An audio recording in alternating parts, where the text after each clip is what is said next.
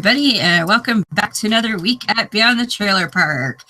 Beth has taken the night off this week, which is cool. She's allowed occasionally because, you know, I don't show up sometimes. So, but we still have, of course, all the way from the wilds of Mississippi, Ms. Morgan. Good evening. Hey. And from the not-so-wild state of Maine over there, Miss Tracy. I think I've just been insulted. I don't like New England as being particularly wild. I don't know. Yeah, no, we're not. We're pretty dull.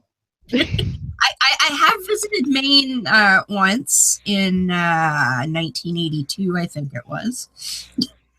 Well, then I think you're due. Probably, yes. Probably. We'll see. We're supposed to go visit the Newfies this summer, though, or this fall, so we'll see what happens there. But good evening, ladies. And I keep forgetting what the hell state you live in now, Bryce, but formerly from the craziness of Utah, Mr. Bryce Blakenagle. Well, hello. I think I'm as far away from Tracy as I possibly can be. I'm over on the West Coast, Seattle, Washington. Oh yeah. Yeah, yep. That's about as far apart as it gets. I used to live there, if you can believe it. Why did you leave? Right? I know. You're in Mississippi now? Yeah. Why? This doesn't make sense. Normally people leave Mississippi to go to some kind of liberal safe haven. Yeah, I'm trying to leave, and now I'm going to probably end up in the progressive bastion that is known as Memphis, Tennessee, so slowly creeping back up towards past the Mason-Dixon line eventually. But yeah, I'm an Air Force brat, so that's how I ended up moving everywhere. And my dad, his mother, lives in Mississippi. She's formerly of Arcadia, Louisiana. Oh boy. So, no kidding. Yeah. Oh yeah, boy. So you got Bible Belt roots running real deep in your life. Yes, I do. So I had to come back. Oh, Bryce, she even went to a crazy religious school as a kid. Lucky, I should say. Oh, yeah. Mm-hmm. Before she was a host, we did a whole episode on her French Camp Academy experience. You'll have to look it up. All right. Yeah, it's like Jesus Camp, but if the kids went to school there and spent the night there and lived there. Oh, Jesus. Yeah, okay, Academy. That fits the bill perfectly. No, thank you. Yeah. Yeah, you thought Mormons were freaky, man. Yeah, no. I know for a fact the Mormons are freaky, but I just know that there are a lot of other people that are just as freaky. So it's... Yes. One of these days, we need to have a freak off between Mormons and Scientologists. Wow. I think they could trade punches all day long. Well, they both got the space thing going on. It just one's a little spacier than the other, and one's a little more open about it. But Yeah, one includes DC-10s. The other one includes submarines. So whatever, it's all good. Yes. Oh, you know what I love, Bryce? Because I read the Book of Mormon through listening to David Michael, but that counts. I went through the whole thing. So now when I encounter missionaries and have you read the Book of Mormon? I'm like, oh yeah, man, that part with the submarines with the magic rock lights, that was awesome. That's amazing. Okay, so I'll tell you right now, the best movie, if anybody here or watching has Amazon Prime, please do a search for the movie called 16 Stones. And it is a film about the Book of Mormon times. And that's all I'm going to say. I don't want to spoil it for anybody. I just want to give it a high recommendation. That's it. 16 Stones, Amazon Prime, free to watch. Do it. I gotta find that now. It will blow your mind, and it introduces such incredible paradoxes that cannot possibly be figured out or reconciled by the greatest philosophers of our day, and it's genius. I love it. I don't know who made it. I don't know who they are, but I owe them the biggest hug of my life. Well, and the other part with the submarines that I find absolutely astounding is the fact that to get water on the submarine, you open the bottom. Yeah. Yeah, just pull the cork out for a second and pop it back in. Yeah. Hashtag seems legit. Yeah. I know, right? Oh, I know. I loved it. So I love freaking out missionaries with my commentary of my favorite parts of the Book of Mormon now, which are Nicely done. the crazy parts. There was a Mormon who was in my I don't know if he actually went or not, but he was in my orientation group at Ole Miss Law. So when I was starting law school, he was in my orientation group, but I don't think I ever saw him again. But he was like, "Yeah, I'm a Mormon missionary or whatever." Oh, So I don't know. Maybe he got called back or something. Right. That is something that never ceases to blow my mind. When I grew up in Utah, which is just the Mormon Mecca, right? That's where it all, kind of culminated. And I grew up just understanding that everybody that I see, every person I pass on the street, every person I go to school with is Mormon. And it was such a hard thing for me to understand at a young age that not everybody in the world is actually Mormon. It's just everybody in my little area. And my mom would tell me stories because she grew up in like Kentucky and Idaho and a bunch of places, far outside of Morador. And I guess Idaho is Morador, but you get the idea. And she told me when she was in junior high and high school that she was the only person in the entire school that was Mormon. And that was the most appalling concept in my mind because I thought everybody in the world genuinely was Mormon. But this was also at the same time that I thought that the president of the United States was also the president of the church. So I didn't know what facts were at that age. Oh, wow. Alternative facts. But but yeah, and there's not very many down here, but I've noticed there's been sort of an influx in them because because they will wear their suits and will have their bikes. And I remember there were some law students at the last Halloween party we had who dressed up like Mormon missionaries, but most definitely weren't. They had the bicycle helmets and the suits, and they were like drinking down with pitchers of beer. It was pretty awesome. Oh man. Yes. Best costume ever for beer chugging. The Oh, best. definitely. Or the temple garb. The temple garb is even better. Yeah, and we played BYU, or Memphis did. The University of Memphis did, and that was the incident where the guys from BYU tried to fight with the people on the Memphis football team, which was adorable. Because I think the guy that swung at the big, huge lineman from Memphis missed, and he was like a 5-foot-something white boy, and he was just like, you see him look for a second, he's like, did this white boy just try to swing up on me? And he goes, oh, hell no. And then they all start brawling. And that game was hilarious because I remember I saw a bunch of signs that said, hey, go to the other beer line. It's going to be real short and stuff like that. Oh, very true. I live in a very small community, and the road I live on is kind of busy and kind of out in the country, so we tend not to get missionaries, but I always know when it's missionary season because, we have the one little main street with the, one gas station and a flower shop and a Dunkin' Donuts and that kind of stuff. And, you see they're kind of walking in pairs, two little skinny boys with their little white short sleeve shirts and black ties and backpacks. So I always know when it's missionary season. See, they don't come here anymore. I've seen a couple of summers ago, there must have been a mission home not too far from here because I would see the two guys going down my street every couple of days, but they never ever came here. So I don't know if I've been blacklisted or something because it's been a long time since we've had Mormons at the door. JWs, yes, they apparently don't get scared by me, but no Mormons. Which is disappointing because I would love to talk to Mormon missionaries.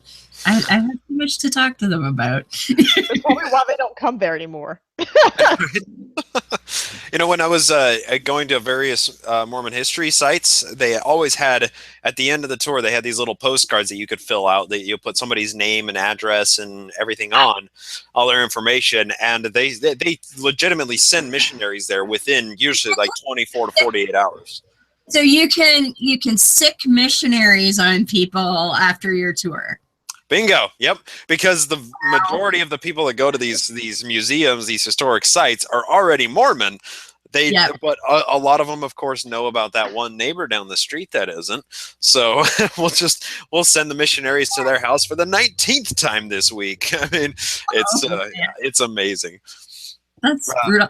Well, and like before I started stealing Books of Mormon from Marriott hotels, I wanted one years ago, and somebody was like, "Oh, well, just go to LDS.org and you can ask for a free one." I'm like, "Yeah, those come with free missionaries." No.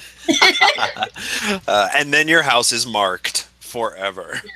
Because you showed interest, you actually went to LDS.org to get a Book of Mormon. You must want to get baptized, whether you know it or not. Yeah, right. But back when I first started debating religious people online, I will admit to more than once, if we found out where somebody lived, sending the missionaries over there. That's sadism, is what that is. Yeah. I can remember having a discussion once in an atheist group, which I tend to avoid these days, but about young Earth creation. Oh no, it actually was on a science page, and the topic was young Earth creationism, and a Mormon woman made the comment, "Yeah, those people are crazy." And you're like, collab. Hello, this is Irony calling. Wow. So, Bryce, you have been touring all over the, I guess you could say, the historic sites and pilgrimage areas of Mormonism this spring and such. So where did you go? And tell us about your experiences, because it's pretty cool. Yeah. So that's kind of a huge question. But what I did, so I've been studying Mormon history for so long now, and I've, it's approaching 5 years, and I've been reading about these places where all of this is happening. It's all in America. I mean, Mormonism is one hell of an American religion. So I wanted to so much. Yeah. As much as they try and claim Israelite origins, it's American religion. But it was really cool to finally attend these places that I've been reading so much about. I actually go and walk where the prophet Joseph Smith walked and see, some of the houses he lived in and whatnot. So the trip involved over a month away from home and driving over 11,000 miles cross country and back from Seattle, ending in midway point in New York, and then back to Seattle.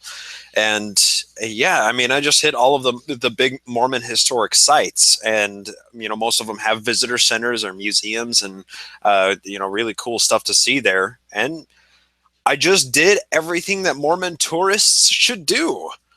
Can you be more specific about when you say there's really cool stuff to see? Like what kinds of stuff? Sure. So I'll say one of the first places I went to was called Martin's Cove. And what Martin's Cove was, it was in a place where the Martin Handcart Company camped out when they made their perilous journey across the plains in 1852. And essentially what happened, they got trapped by an early blizzard that hit, so they had to camp out in this little tiny cove for 5 days.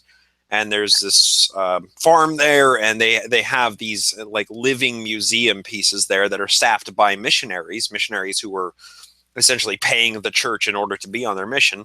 And they walk you through tours of these visitor centers and tell you all about the history involved in the place that you're located. So I started with Martin's Cove in Wyoming. And after that, I went out to Nauvoo, where the church was dissolved, essentially, in 1846 and 45 and 46. And then after that, I went down to Missouri and out to New York after that, and hitting a couple of spots all along the way. Kirtland, Ohio was another one of them. And they're all just places where the church spent a certain number of years, and the church owns a lot of the original properties. And they've created living museum pieces out of them, and they fill them with time-specific furniture and actual relics of that people owned at some given time that are, that you can trace like this given chair back to this prominent church leader and stuff like that. There's just so much to see there, so much history there, and it was really cool to cover that amount of time and that amount of space and be able to do it in a month. Well, and like, for instance, I saw in your pictures at the Hill Cumorah, and that's, for the uninitiated, that's the place where Joseph Smith supposedly dug up his golden plates. And they have a replica of what they think these golden plates would look like, which is pretty ridiculous because, yeah, they'd be way heavier than that, but... I enjoyed the picture. I was like, oh yeah, that's what the artist's renditions look like. But no one's actually seen them because the people that say they saw them, if they got pressed about it, kind of, well, there was a sheet over it, or, I kind of, saw the outline or this or that. It's not exactly what you would say. Yeah, apparently in Joseph Smith's time, they didn't. Archaeologists weren't a thing. Professors of antiquity weren't a thing. Classical historians, none of those were things. So he couldn't take the place to them. Instead, he had to show it to his friends and family members. Yeah, it's amazing. How convenient. I love too how because I actually learned that from your show, how Emma Smith, his first wife, apparently she only saw like the golden plates with like a cover over them, like a blanket or something. So she's like, well, yeah, I'm sure, that's what it was. I just, had a blanket on it, but they were there, kind of thing. So this is a disconnect. Sorry, go ahead, Morgan. No, it's like, it probably was just a big encyclopedia, and he covered it with a blanket and was like, yeah, these are totally the golden plates. Just don't look under it, Emma. Just do not look, okay? Just trust me. If you look, God will kill you, I swear. Baroni's gonna come after you with a giant flaming sword if you touch the damn blanket. There's a disconnect from what the historical record includes versus what actually happened. So Emma Smith said that she never saw them. She never uncovered them. She moved them around on the table so that she could, clean and whatnot, but that was it. I really have a hard time believing that. I have a hard time believing that nobody snuck a peek. Really? Fucking really? You're going to try and say that this entire religion was founded on these amazing golden plates and Joseph had been building them up for years up to that point, and you don't even fucking look at them when you have them on your table for over a year? Are you really? Really? Come on, guys. Come on. Even accidentally, like if she had, if she was moving them around to clean, like you'd think that she would have at least, moved them around and been like, wow, this doesn't feel like gold, or let me check this out, or, maybe it would have like fallen or something like that. And throughout all those years, like even accidentally. That's nowhere near as heavy as I thought, hundreds of pages of solid gold would feel like. And you just have it on your like flimsy ass, like ye old timey table, like really. But you got dust, so you got to lift it up and put some pledge on it or something. Like really.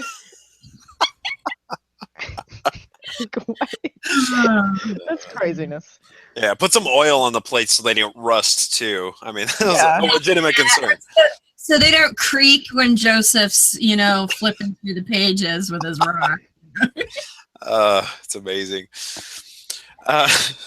So you started at the Cove, and for those who maybe don't know, when you're talking about the hand carts and that, so this is when the bulk of the Mormons left. I think it was Nauvoo at that point, and migrated across the country to Utah, right? Correct. Yeah. And so these hand carts were like pioneer wagon things that they carried all their shit on, right? Yeah, definitely. And actually, so okay, so there are some things that I learned in this tour that show me just how incredibly inventive and intelligent the Mormons were, and so much of what they did. Okay, for an example, Brigham Young created essentially a mass production line for carts, for wagons, four-wheel wagons as well as hand carts, in order to move, about 10 to 15,000 saints out to Utah. That was a lot of people. So he had each of them designated. Each cart could carry about 2,000 pounds of payload. So he said 1,000 pounds is devoted to your personal effects, and the other 1,000 pounds is devoted to things that are good for the entire handcart company, which meant extra parts for the carts, extra wheels, extra food for people to have. That way, half of every one of the carts is for the betterment of the perpetuation of the handcart company. It's like really brilliant, really, really smart. And they wouldn't have survived unless they had some of these things. But then other things happen, other just profoundly stupid decisions are made, and they carry through with the decisions, and you just think that there's no way a rational human being would make that decision. And I'll give you an example of this. So this was also under the direction of Brigham Young. When they moved out to Utah, so I kind of misspoke. I began my tour in Utah, and then drove out to Martin's Cove. Martin's Cove was the first place outside of Utah. And then I ended the tour in Utah, and I spent like a week and a half there seeing a bunch of stuff in Utah. But in Utah, I went to the St. George Temple. And the temple, that was the first temple that was built and dedicated really under Brigham Young. It was the first one that he was like a chief architect on and stuff like that. They dedicated the plot for this temple, and it was swampland. So instead of moving it to where there was rock that they could, dig into a legitimate foundation, instead of moving it about 1.5 miles away, which would have been easy, Brigham Young said, no, this is the place we dedicated it, and we're going to build this temple here. So I have visions of Swamp Castle now. No. I didn't want to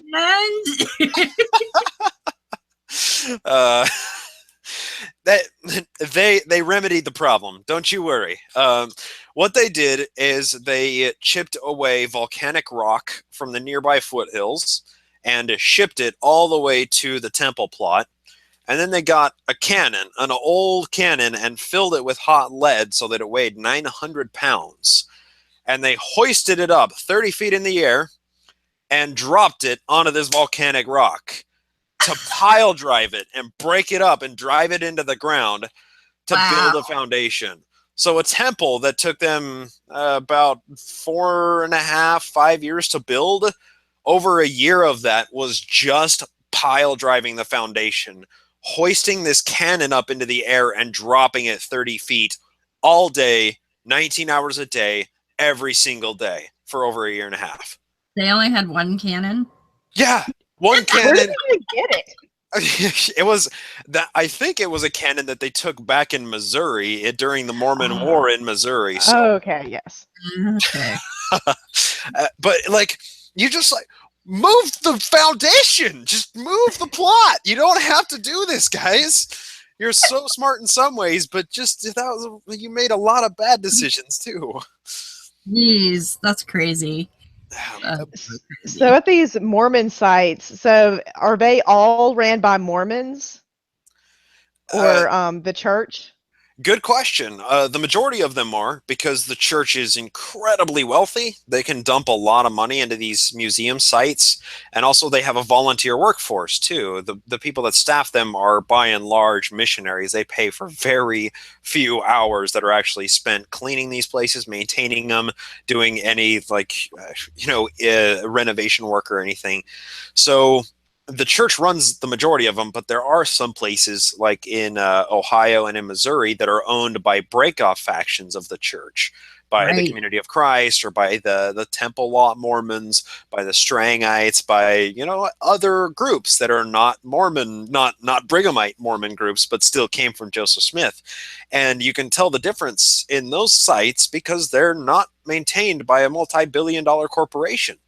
Right. They're just little sites. Like the Community of Christ is a little bit of an exception. They have this huge temple with a museum in the basement, and they do maintain some sites in Nauvoo and whatnot, but it's nothing like the church. The church makes amusement parks. Amazing. Yeah. Because the church, I mean, they have their own office building and a $5 billion shopping mall and all that fun stuff. There are 2 of those things. There's one in Florida as well.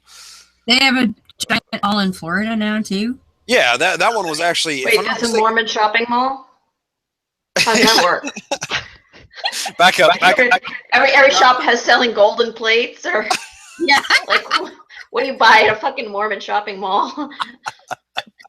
Sorry. Magic underwear. A shit ton of magic underwear and baker's hats. Veils for the ladies, though. Yeah, green aprons, yeah. Well, it's funny. So Mormons, I'm sure this is kind of common knowledge. Mormons are really opposed to alcohol, but there is a restaurant or a couple of restaurants in the Salt Lake City Mall that serve alcohol. So how do they reconcile that? I personally don't know, but how do you say, yeah, our members can't drink alcohol, but yet we sell alcohol at our mall? That's crazy to me. The money goes to the church. It's okay.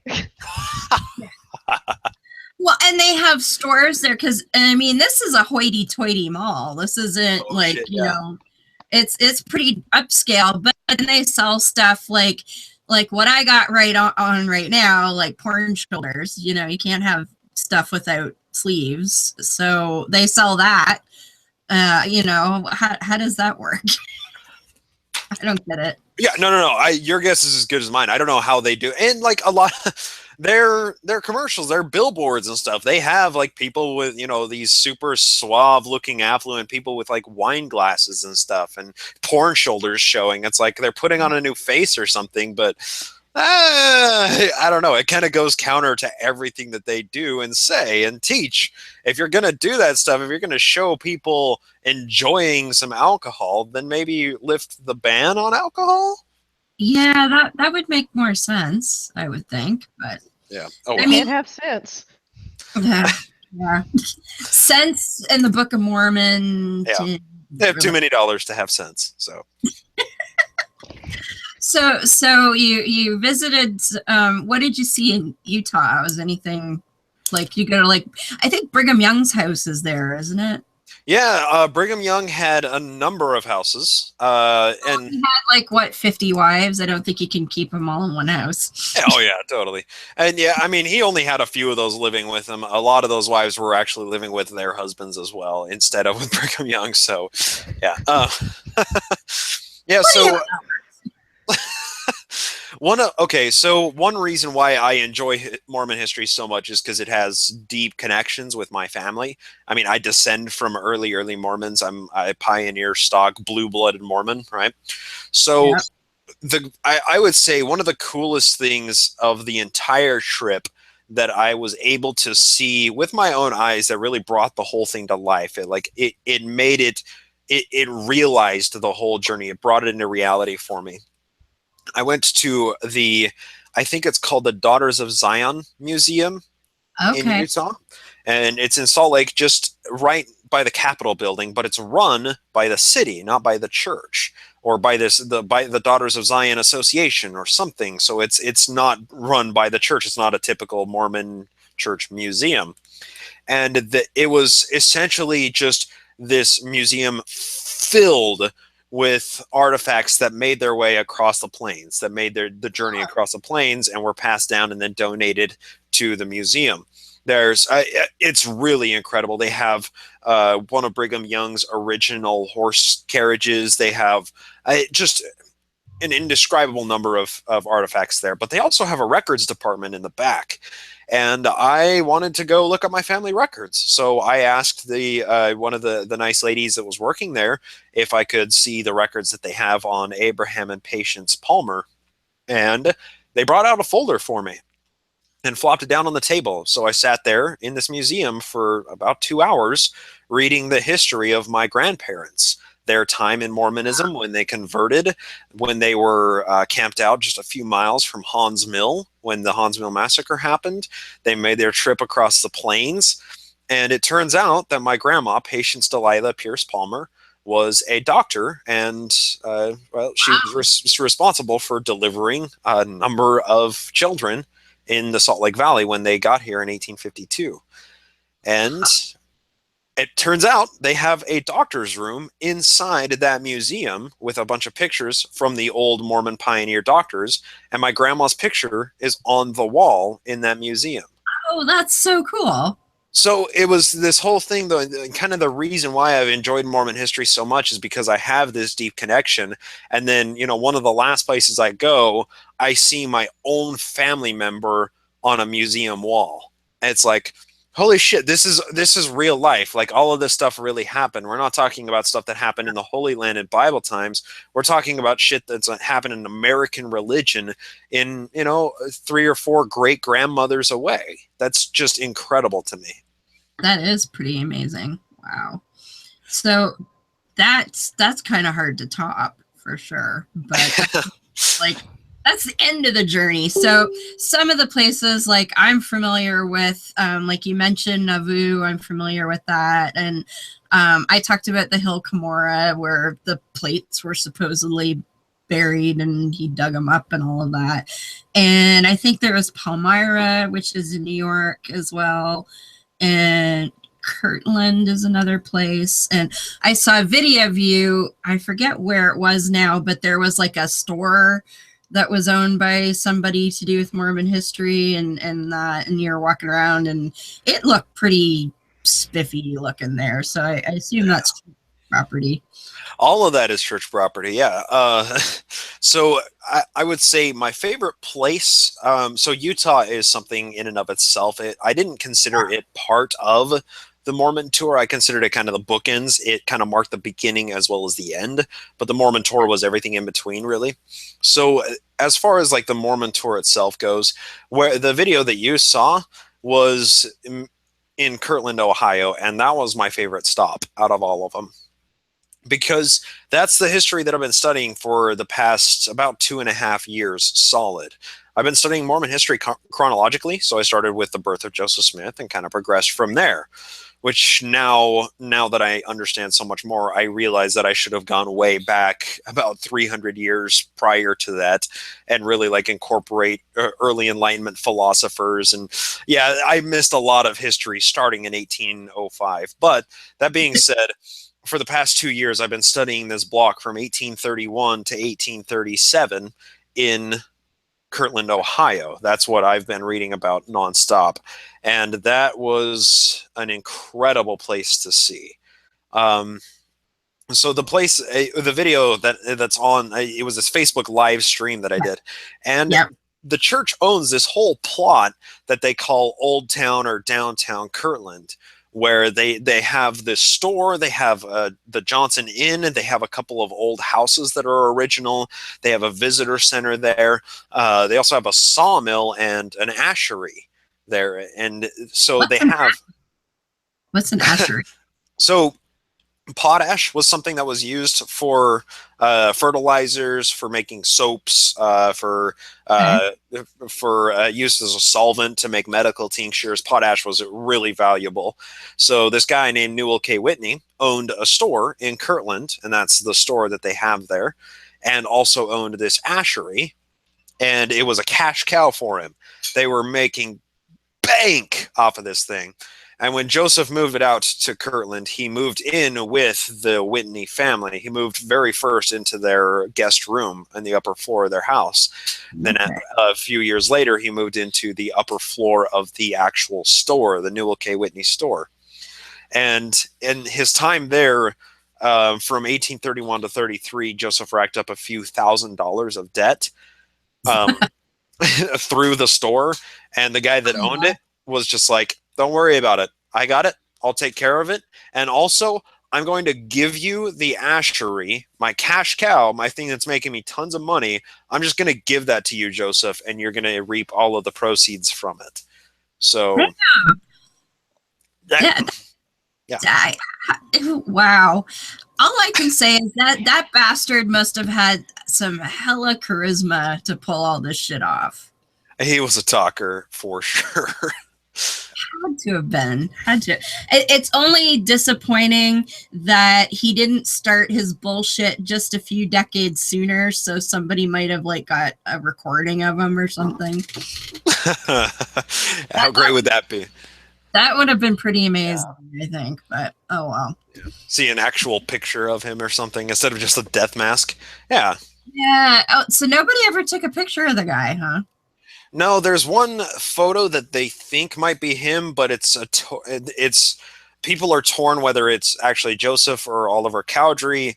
Personally, I think it looks more like Oliver Cowdery than it looks like the portraits of Joseph Smith, especially with the darker hair. But yeah, there is a picture that exists, and some people think it's Joseph Smith. But other than that, nope, just portraits. And when he died in the gunfight, they made a death mask of him, and that's currently in the Salt Lake City Museum. Uh-huh. Yeah, Because he died in what, 1840 something? 44. Yep. 44. So that was just at the cusp of photography. So. Yep. Yeah. And it's interesting to see pictures of people that were tightly affiliated with him, his very close colleagues and friends and fellow church leaders, pictures that were taken just a few years after he died when they went to Utah, or before they went to Utah even. It's like he's right at the cusp of when they could have actually had a photograph of him. It's really... Wow. You think he'd be somebody that they would want pictures of if they could have? Yeah, but he did have a number. Well, like, if you were rich, you didn't get pictures taken. You had your portraits painted. So he had a ton of portraits made. And after he did hire this guy from like the East somewhere and had him do his portrait. And after the guy was done with the portrait, Joseph looked at Emma and he said, "Do I actually look like that?" And she just, "No, he's a terrible artist." So there some of those portraits are better than others, but I don't know if there's any way to know which ones are actually more true to who Joseph Smith looked like. Right. That makes sense. So you know all this about Mormon history, and you're going to these places that are owned by the church. So I imagine there were some discrepancies between what actually happened and what they say happened. So what were some of those that you noticed, if you noticed any? Well, okay. I'll preface my answer my examples by saying I came out on the tour at the perfect timing, because during tourist season, during summer, they have thousands of people going through these historic sites, especially Nauvoo and Kirtland, every week or every month. So they're rushing people through tours quickly. Whereas the places are staffed year round, and I went out there in the springtime when there's no tourists.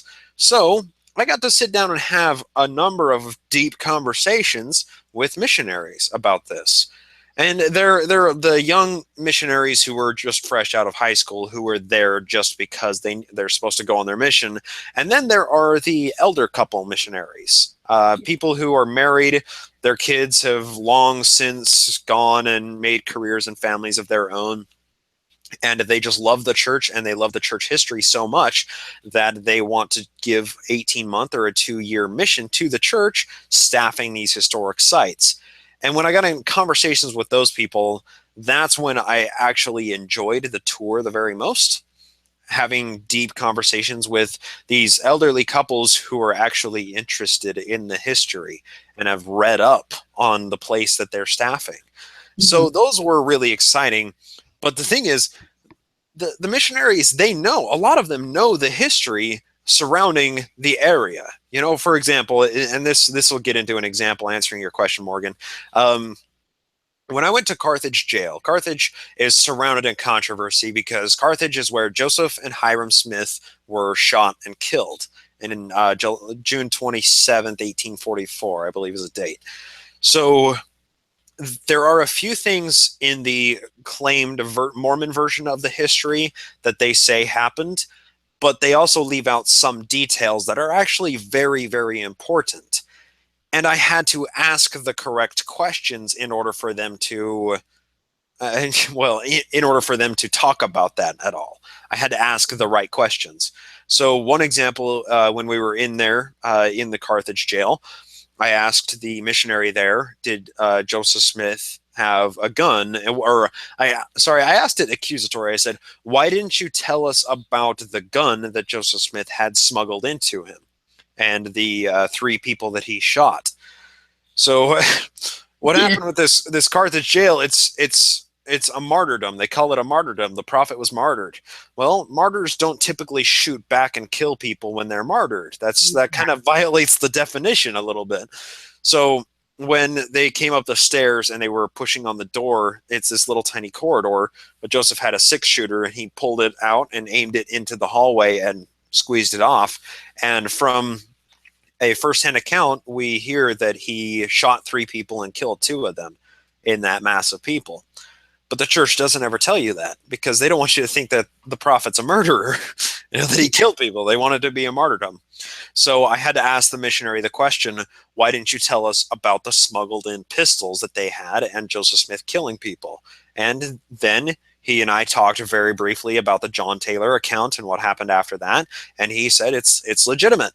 And then another question I asked, I said, what do you agree with the claim that Joseph Smith gave the Masonic cry for help before he tumbled out of the window, which is holding up both of your hands to the square and saying, "Oh Lord, my God, is there no help for the widow's son?" Which that's what Master Masons do when they're calling out for help. I'll have to remember that if I ever see anybody doing that. So. Yeah, right. They're standing on a corner like. That's not a Mason. What a strange call for help. No, don't shoot him. No. Get him a Mason now. So I'm gonna start doing that. Yeah, we'll have another Morgan affair in here. I only say Morgan affair because it's fitting because Morgan, you're talking about this. There's a guy named William Morgan who in 1827 he published an expose on the Masons, and he just turned up dead, which is really weird. After he was arrested by some Master Masons that were cops. So everything from then on was called the Morgan affair when they were talking about the secrecy that the Masons did and how nefarious of a group they are. And then of course the Gadianton robbers show up in the Book of Mormon that are an archetype for the Masons. So yeah, Interesting. We'll have a Morgan affair up in here. So anyway, you're asking about, did Joseph do the whole Mason thing? And yeah, so I asked him about that, and he said that's factual. That was his only answer. That just 2 words. That's factual. I said, okay, thank you. And then the final question that I asked was, I felt like it was the most important of the questions because when the martyrdom or the gunfight started, the first bullet that pierced the room where the men were held up went through Hiram's face. Hiram Smith, that's Joseph's older brother, and he fell back from the door and bled out there on the floorboards. And for generations of tours, they had the blood spot on the floorboard, and they would say that is the prophet's blood from spilled by the people who martyred him. Well, that's not accurate because it was probably the blood of Hiram Smith, not Joseph Smith. right. So eventually they covered it up with a rug because they didn't want people asking questions about Hiram Smith versus Joseph Smith's blood. So they covered it up and then they just didn't talk about it. When I went there, there was no rug. There was no blood spot. Oh. So I asked another pointed question. I said, why did you guys replace the floorboard that had Hiram Smith's blood on it? Because you can see it's a replaced floorboard. It has a different grain than the other boards around it. It has round nail holes instead of square nail holes, which that's all they had were square nails at the time. You can tell that they deliberately replaced it. They're revising their history as we speak. And he said, the missionary answered, we felt that when people would come in and see the blood on the floor, that they would focus too much on the blood and the death of the prophet and on vengeance, and that it ruined the mood of the tour. Oh. Wow. Never let the real history get in the way of a good fucking feeling, right? Oh yeah, can't down those warm fuzzies, man. Like But you incredible. get touring a jail. and the whole reason you're there is because that's where they got shot. Like if they didn't croak there, you wouldn't be there because it would be like, oh, we don't want to talk about the prophet being in jail. No. But, we could spin it into a murder story. So we're going to tourist up the joint and have everybody come and look. Like, come on. Like, Oh, I have another question about the Mormon Mason thing. So why don't they tell the people about the Mason cry for help? Do Mormons not like Masons, or is there something weird with that? Well, Is there something weird with that? I'm sorry, that was an awesome question. I don't know if they have some weird beef they got going back and forth, like There's an something old weird gang with battle all or of something. this. right, yeah, M on M. It's the Mormon Mason battle of all time. Everybody knows. Come on. No. Like, that's a great question, and I appreciate the kind of the ambiguity of it. Like, what the hell is? Why would they care? Right? Yeah. So Joseph Smith had ties to Masonry. He was a master Mason, he had ascended to the sublime degree of Masonry. But Masonry had its perceptions. They had the Morgan affair, the William Morgan affair, and this guy William Morgan just ended up disappearing basically after he published his expose. Well, it turns out William Morgan's wife ended up becoming one of Joseph Smith's wives, and there were deep ties that Joseph had to Masonry. They built a Masonic lodge in Nauvoo for the years that he was there, living there, and that's when he ascended. And then, as soon as Joseph became a master Mason and they built this Masonic lodge, then the Mormon temple rituals surfaced. Yeah. And they're very similar. Yeah. So if you are a member of a religion that supposedly calls itself restorationist, we have the restored one true gospel of Jesus. The church that Jesus brought, Joseph brought it back from the grave. And you're claiming that these certain rites and rituals are rites and rituals that have existed for longer than any human being has. These are eternal rites and rituals. These Masonic handshakes and the wearing the garments, that's eternal shit. You don't ever get away from that. If you have the claims that this was way before humans were ever born and it's going to exist long after that, and you come to the realization that shit is all based on Masonry, what do you do with that? If you believe in it with all your heart that this is the one true church and you find out that it's Masonic, that it's just the Freemasons, yeah, it kind of loses a little bit of its pizzazz, doesn't it? Yeah. So that's kind of why they're a little standoffish, but they are deeply intertwined as well. And go ahead.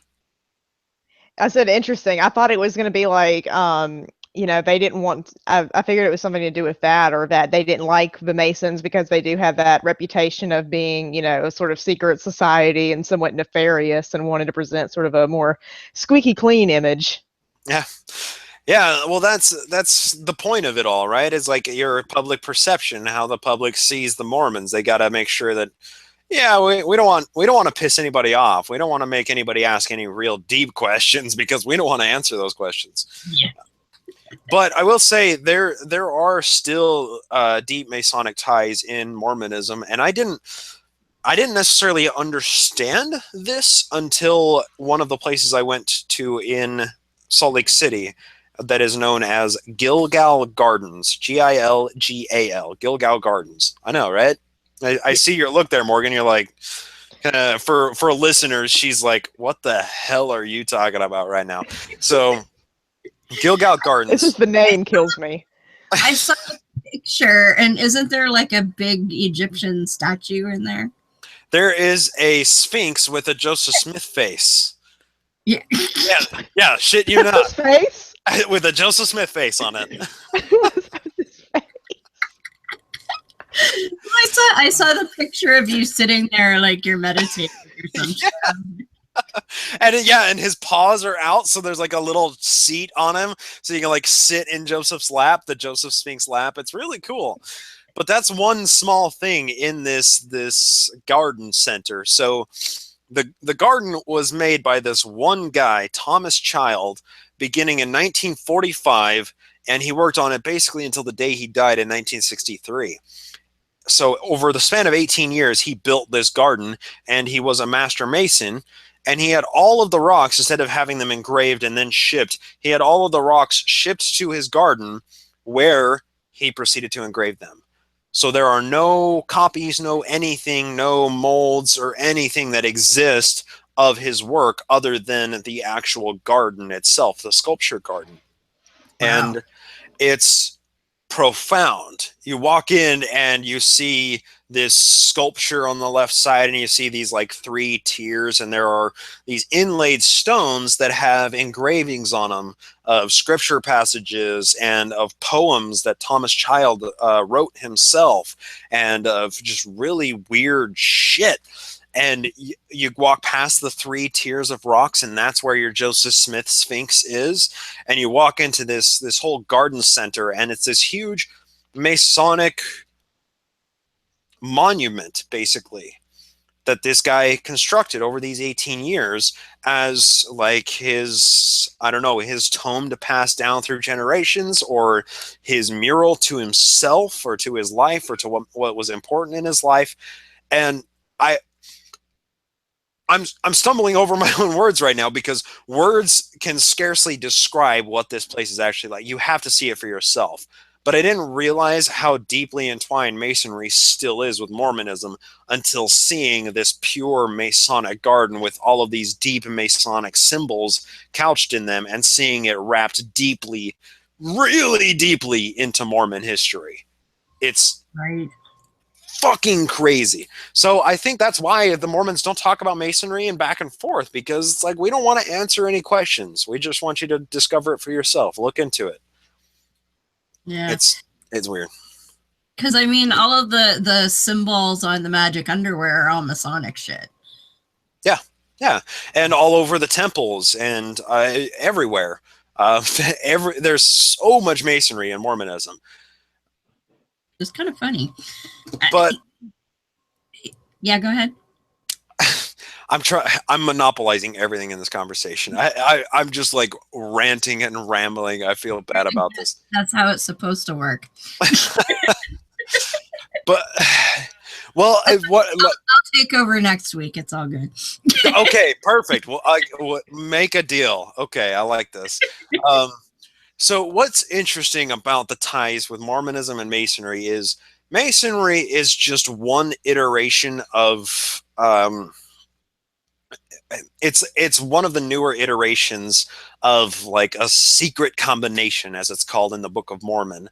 Yes. And these secret combinations, they can draw their roots a lot from alchemy and what was going on during the Enlightenment period and the invention of the printing press, where people could put out these publications with esoteric language in it, and then they could have these meetups together in underground places. Like, that's kind of where Masonry evolved out of. That's where a lot of the occultism that Joseph Smith was highly steeped in evolved from. And this has all kind of led myself, as well as my research partner, to build a case that Joseph Smith was part of a society that frequently used hallucinogens in order to get their revelations. So you think he was like doing the opium or something? Not opium. Actually, there are a few possible candidates that are opium is a depressant, and it doesn't. I said that because that was the in drug of the period. So yeah, and it was in laudanum. Laudanum was like the Coca-Cola of opium, basically. The pharmaceutical version. Yeah. Yeah, that nobody needed a prescription for. You just go down to the local emporium and buy it. But laudanum, opium, wasn't the only thing that people were making into tinctures. They were also using a ton of roots and herbs and things that we now consider to be bullshit or Schedule I drugs. They were boiling all of those things into wines and into topical ointments that they were putting on themselves, and they were experimenting with these things. And I'm of the opinion that when Joseph Smith was coming up with his revelations, much of the time in Kirtland, most of those times, him and his group of buddies were all just in a dark room, tripping balls and seeing God, just seeing the face of God because they're on magic mushrooms. It's incredible. That makes more sense in terms of the ancient submarines with magic rock lights and shit. It's the Victorian yellow submarine. There you go. Wooden submarine, yeah. Wooden submarine, yeah. Well, it could have been yellow. Could have been. Yeah, that makes right? sense Yeah, because like the first I was seeing something. So I live down here in Mississippi, and I've also lived in Atlanta. So Coca-Cola is the big thing down here. So the very first Coca-Cola, which was sold successfully, was actually wine with cocaine in it. Yep. Put some pep in your step. And the cops were like, yeah, you can't just sell wine with cocaine in it, because everyone loved it because it's wine with freaking cocaine in it. And then they said, yeah, you can't sell wine. The cocaine's fine, but just, take the wine out and you're good to go. And so he started experimenting more and then came up with the Coca-Cola we know today. But yeah, I would have been sick all the time. I would have been like, man, got to get that cough syrup. No, it was, that's it was an interesting theory. It was referred to as like the housewife's best friend, because you chug a big bottle of wine with cocaine in it. You're, woo! Let's hang up that laundry. Let's beat these kids into shape. Let's iron some shit, man. Get me that cast iron. Clean these golden plates. Maybe that's why I should polish those fuckers till they shine, man. Yeah, but it's gold. She might end up polishing the words and shit off it. Oh, that's why he put a cover on it, because she might have been tempted to dust it. There we go. While she was high on cocaine, yeah. And so can I ask a question? I have not read the Book of Mormon. You're smart to not. Or worse. And I'm just curious to what extent that was plagiarized. Like, is there, like, do you read the Book of Mormon and say the origins of this clearly are from this, or is it all just sort of brand new bullshit? Well, he lifted the entire book of, what is it, Ezekiel, like from the Bible. It's just like picked up and thrown in there. Yeah. Isaiah, that has to do with the way that he wrote the Book of Mormon. He was near the end of his translation authoring process, and he's like, I can't think of anything. Like, I like Isaiah. Let's just put a bunch of that shit in here. That'll fill up some space, right? We're good. That'll get us up to 116 pages. So, okay, so you ask a really, really deep question, Tracy, because this is something that Mormon scholars have been toiling over for over a century now.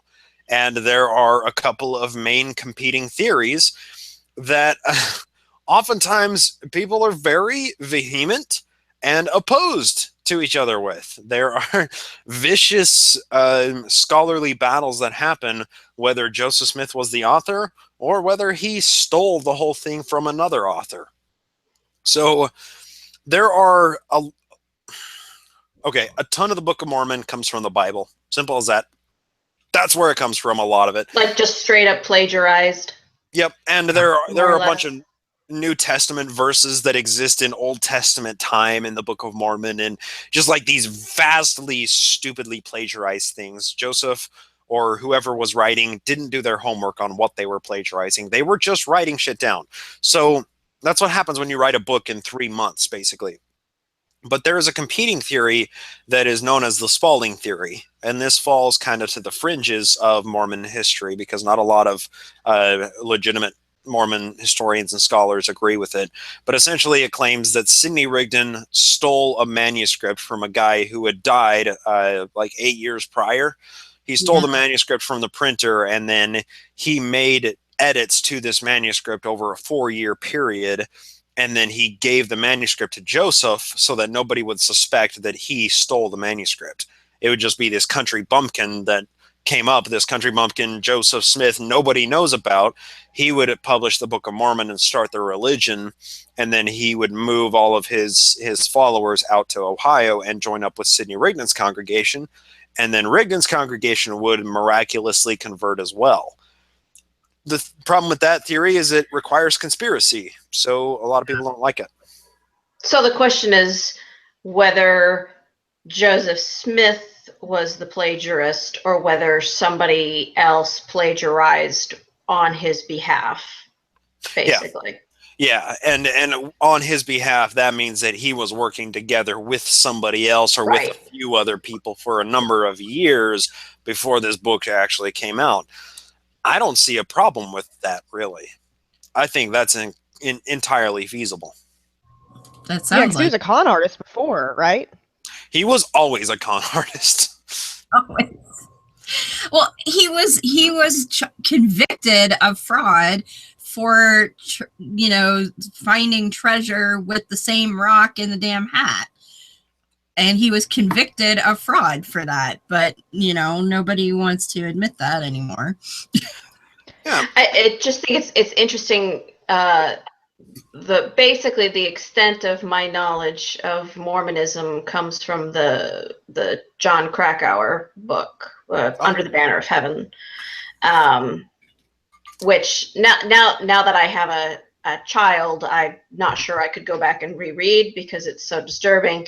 But one of the things that really stuck with me was that the cellmate of one of the two brothers was in prison for forgery, for forging historical documents that were damning to the church, and his number one customer was the church.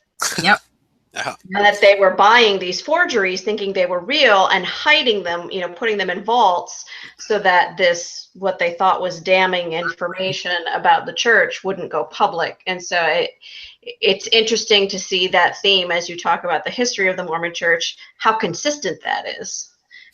Yeah. So actually, when John Krakauer was approaching writing the Under the Banner of Heaven, he initially wanted to write it about Mark Hoffman, who is the forger you're talking about, but Mark Hoffman historically will not give an interview, so he decided to write it about the Lafferty brothers instead, because, Lafferty, I can't remember the guy's first name, but he was, like you said, Tracy, cellmates with Mark Hoffman. But yeah, I mean, this has kind of been a running theme for a long time. People have been swindling each other in and out of the church for generations now. It's kind of sad, to be honest. This kind of thing is why I would, in a cage match between Mormonism and Scientology, I would put Mormonism, because is Scientology, the whole stuff about aliens, you don't really get to that until you're many, many years and probably $100,000 or more into it. And that's when you get that final revelation. Whereas with Mormonism, it's all just right there in the book. Right? So to me, it's like people are feeding you the craziest pieces of it right up front. So that to me is... They don't, though. They in fact, the missionaries have a directive, I guess, and it's called milk before meat. So they tell you all the warm fuzzy stuff, like, well, in our, Jesus will seal you to your family for all eternity, and everyone you ever lost will be there waiting for you, blah blah blah. They don't tell you, in fact, the average Mormon may have never set foot in the temple and seen all the wackadoo stuff, because you've got to be in at least age of majority to get your endowments, and you have to follow like all the rules. You have to be up to date on all of your tithing, which is 10% of your income, and all of that before like you even get in past the front door of the temple. So are people like forbidden from using the internet? Yeah, in a way, yeah, kind of, yeah. But I mean, seriously, like if somebody said, "Well, yeah, you know, these missionaries came to my door, and they said some really interesting things, and maybe this is something I really want to do." Do they say, "But whatever you know," do the missionaries when they leave say, "But from this point forward, you'll go to hell if you Google Mormonism"? Like what? You know what I mean? Like I don't understand how can anybody not They don't say Google Mormonism and then read it and say, okay, so this guy who was a convicted fraudster said he had discovered golden plates under the earth by an angel, and then he lost them, so he stuck his face in a hat with a rock, and now we're all going to heaven. So, sign me up. You know what I mean? Like, who signs up for that? I don't get. That's like I can't. There's this big disconnect to me between the people show up at your door and you sign on the dotted line. I don't get it. They don't say you're going to go to hell if you Google it, but what they will say is, if you were to Google this, all you're going to find are anti-Mormon people who hate the church and who are lying about everything. That's same with Christians. Yeah, same with Christians who say like, oh, well, if you doubt, you know, I'm sure that's a, you know, it's a sin, you know, basically to doubt, and then all you're going to find is people who hate the religion. Yeah, they're online trying to decry, they're bitter at the church, or they're rebelling or whatever. So I think there's a similar situation there with parallels. And Bryce, just so you understand, Tracy was never raised religious. She has no, she doesn't have the background that we do, having been religious. So sometimes it's hard for her to grasp things like that, which crazy shit we believed. I don't mean to be an asshole about it. It's just naturally.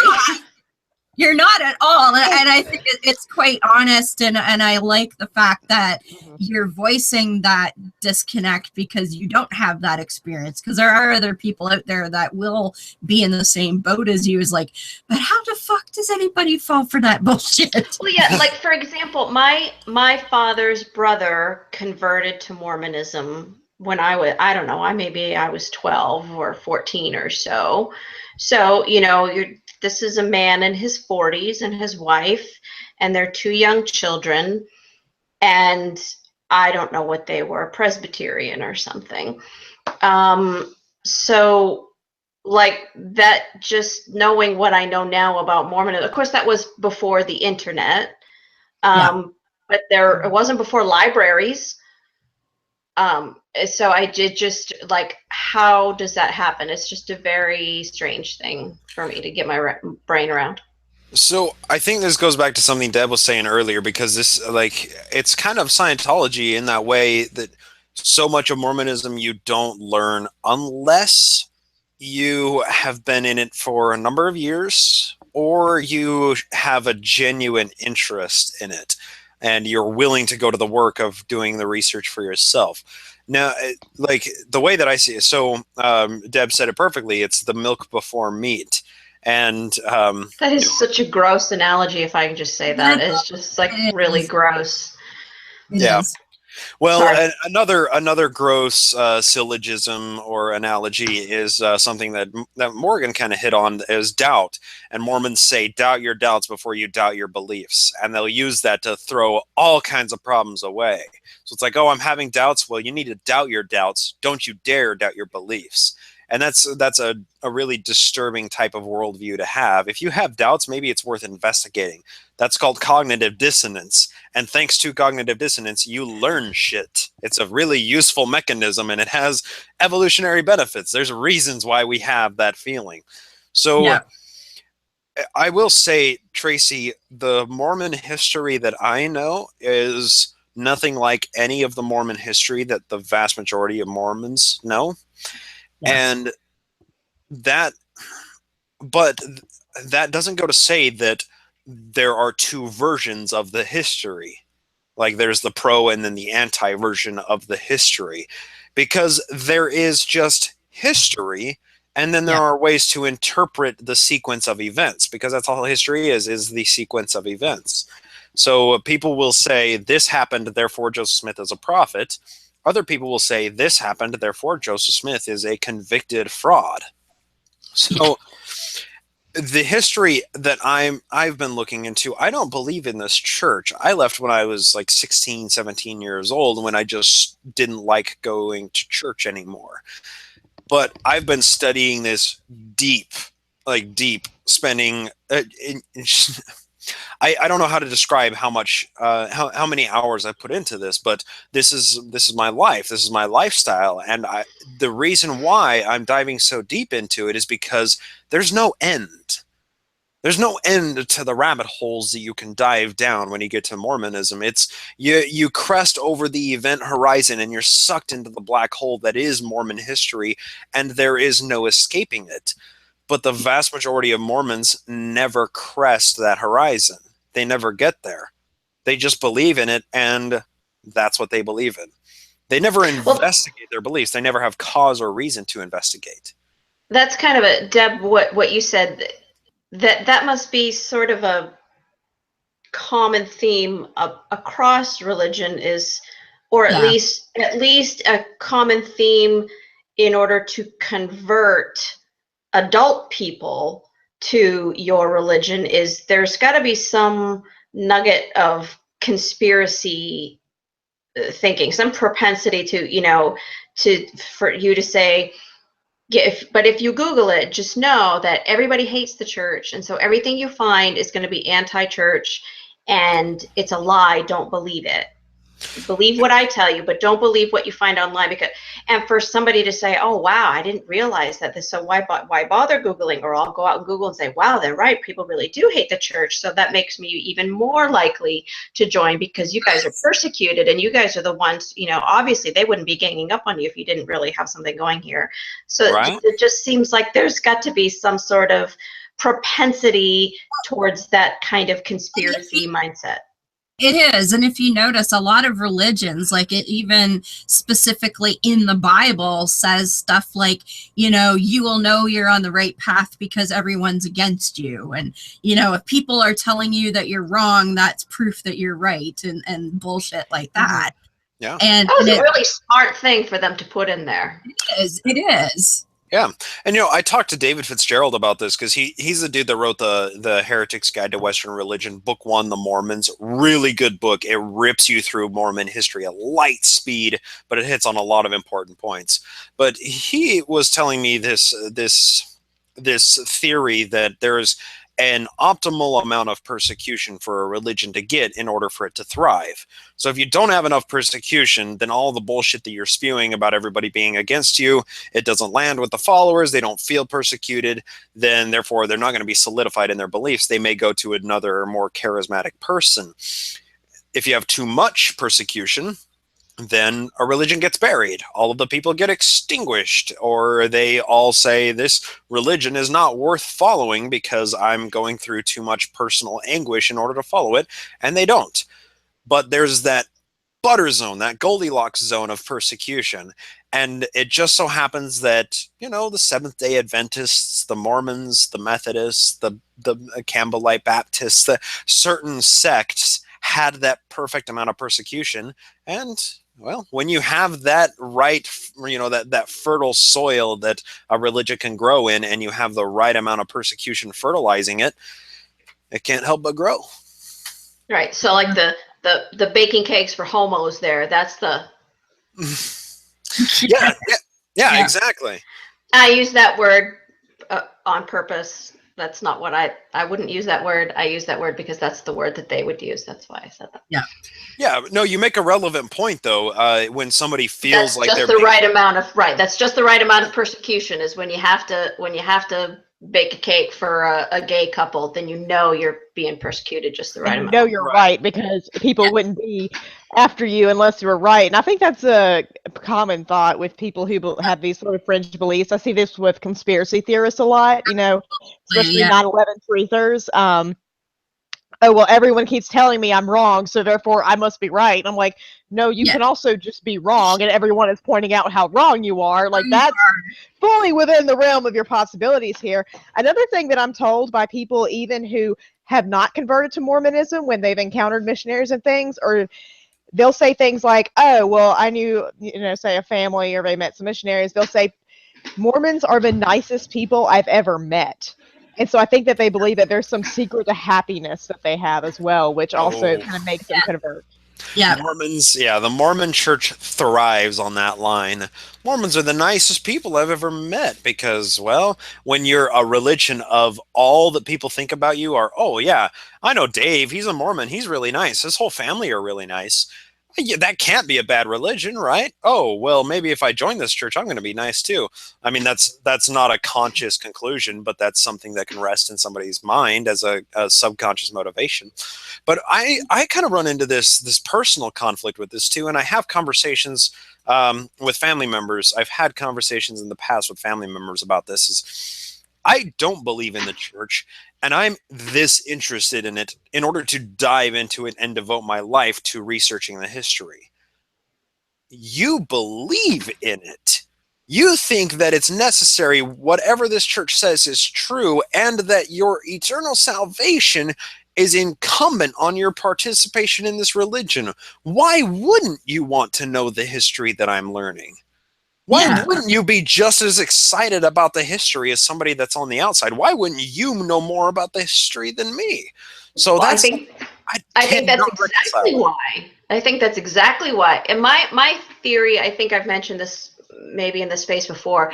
My theory about a lot of religious people, and I'm especially the ones who, like the moderate ones, the reasonable ones, the ones who say, you believe what you believe and I'll believe what I believe, and I'm not going to try to force my beliefs on you, and you don't try to force your beliefs on me, because it's all really private and personal. And that's a great attitude for religious people to have as far as it goes. But I think that for a great many of those people, what lies beneath that is that they don't really want to talk about it because they know it won't stand up to scrutiny. They're afraid that if they ask questions, and they're afraid that if they talk about it, or if they challenge it, or that they ask too many questions, that maybe they won't believe it anymore. And they want to keep believing it, so they don't want to ask any questions. So they just say, you know what, it's just private. I believe what I believe, and I'm not going to ask any questions. I won't bother you. Don't bother me.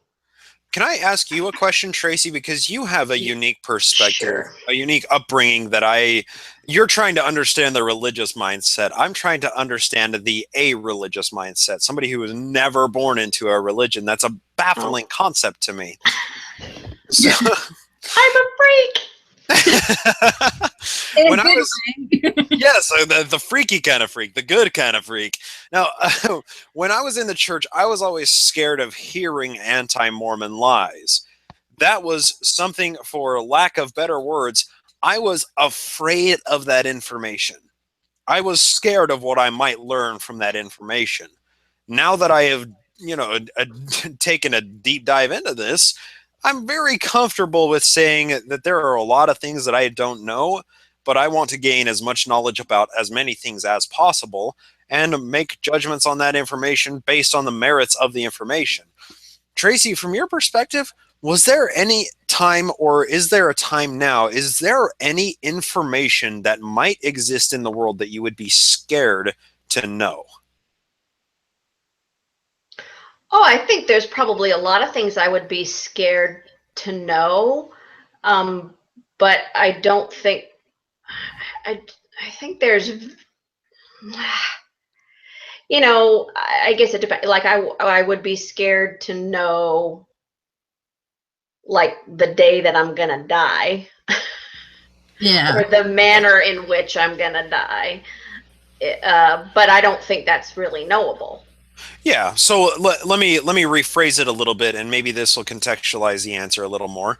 Is there any truth out there that exists today? Not a prophecy of future events, but is there any truth out there today? Is there any world view or any model of reality out there that you don't want to know because you're scared of the information?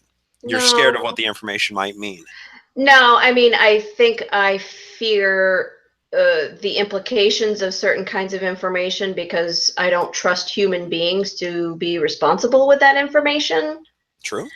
So there are some things that fall into that category, but in terms of the information itself, independent of how that information might be exploited politically.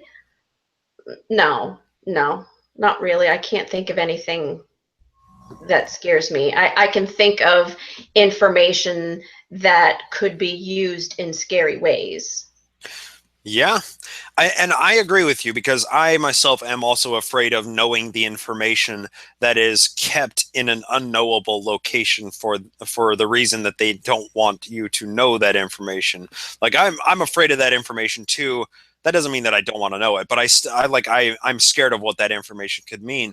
But when I was in the church, I was afraid, genuinely terrified, to look up anything that might be labeled as anti-Mormon. And therefore, if something was labeled as anti-Mormon, I wouldn't look it up. As soon as something had that label, there was a wall in my mind, and no matter what was said on that topic, my ears were closed. I could not even comprehend what was being said. And that's somewhere I can't get my mind to anymore. I can't put myself back in that place from my current perspective. Do you think that was, you were afraid of a challenge to your worldview? Like, what if these lies aren't really lies and I can't be comfortable in what I believe anymore? Or do you think that was I'm afraid of the persecution that I face in the wider world? Like, where did that fear come from? It was, so what you're describing sounds somewhat rational. It was a completely irrational fear. That's the thing, is it was information from the devil that could not be trusted, because everything in the world through that mindset is monolithic, all good or all evil. All information out there that the church produces is all good. All information that the church doesn't produce is all evil. That was the simplicity of my mindset. And when I was inside of that, I couldn't I couldn't put myself in the mind frame I'm in now, where it's like, I want all the information. I want to learn everything that the world has to offer. I couldn't get there because I was scared of a lot of the information that's out there. And even me trying to articulate that I was scared of it doesn't describe where I actually was, what I actually felt, because it was this othering perspective where I'm a Mormon and everybody else out there that isn't Mormon is an anti-Mormon. Therefore, I can't trust anything that any of them say, and they're always just trying to kill me and take my stuff. Like, that was just this primal, stupid, simplistic mindset. And like what you're describing, Tracy, that is way more rational than I ever thought about anti-Mormon lies. I never thought that deeply about it. Yeah, and it reminds me of evangelical Christians. So I've actually talked to people who are moderates, like you've described, and they know that I'm an atheist, and partly why is because I've read the Bible and it makes no fucking sense. So, and I asked them, I'm like, have you read the entire Bible? And they're just like, no, and they'll make an excuse, and I'll be like, is it because you're afraid? And I've even had people admit that they are afraid of it, because it makes no sense if there's a talking snake and a talking donkey and all this in this flood that covered the earth, but in a boat built by a 600-year-old man. It just doesn't make sense. And it's especially down here deep in the Bible Belt, if you lose your religion, which essentially, I mean, down here is even a phrase, losing your religion, it means you're losing all your shit, because that's what happens to you when you lose your religion. And I think that also, that fear, which, I mean, you don't think about in that rational sense like you were describing, but I think that's sort of subconsciously there, that if I do discover these lies, these quote unquote lies, then, and if I do start questioning my faith, then you're the odd one out. Well, I mean, also this happens with a lot of religions too, is, you're a member of a community, of a group, an insular society. You see what happens when somebody gets put on the outside. Now, I know that this happens in Mormonism a lot, in Utah Mormonism, I should say. I know it happens in many, many religious cults, cultures. If you question something or you do something that's considered a sin, you can be exiled from the community very quickly. And seeing that happen to a loved one, to a family member, to a best friend, that makes you fear whatever they knew that caused them to leave. Yeah. You don't want to go. You don't want to go through that. You don't want to see your friend kicked out of their house and then, say, well, what did they know that got them kicked out? What fight did they have with their family members that got them kicked out of the house? You don't want to know. All you know is that they're an anti-Mormon, that they fell away from the church, and that they're not even worth giving the time of day to, much less having a fruitful conversation. Exactly.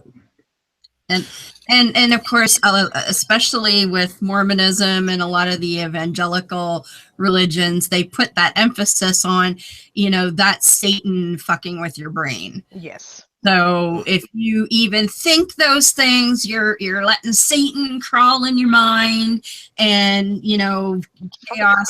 Yeah, because you're taught that Satan's this nasty boogeyman creature thing, and all he wants to do is destroy your eternity. I never understood that anyway. Why Satan would give a shit if you go to heaven or not. I never quite understood that, but whatever. But that's what you're taught, is that, if you give into any of that line of thinking whatsoever, then you're just telling Satan to come on in and scramble your brains and punish you for eternity. And they play on that. Yeah, you let a shoe in the door, and then who knows what happens after. Yeah, I gotta say that not being indoctrinated is on the short list of best things my parents ever did for me, I think.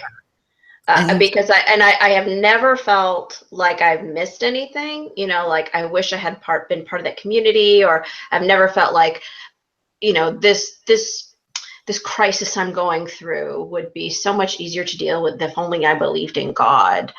I've never felt like I had missed out on anything. But seeing what people, because most of the atheists that I know have lost religion. I'm in the minority, at least in terms of the atheists that I know and have experienced. So I'm so grateful that I never had to deal with that. Like, I had enough shit to deal with. I'm so glad I never had to deal with that too. And like, there's comes to mind when I was talking about Satan fucking with you.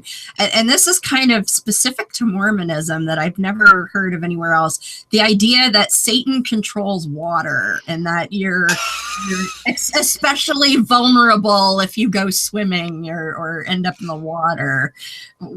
That one always. I work from a sea grant. That explains why I'm so evil. There you go.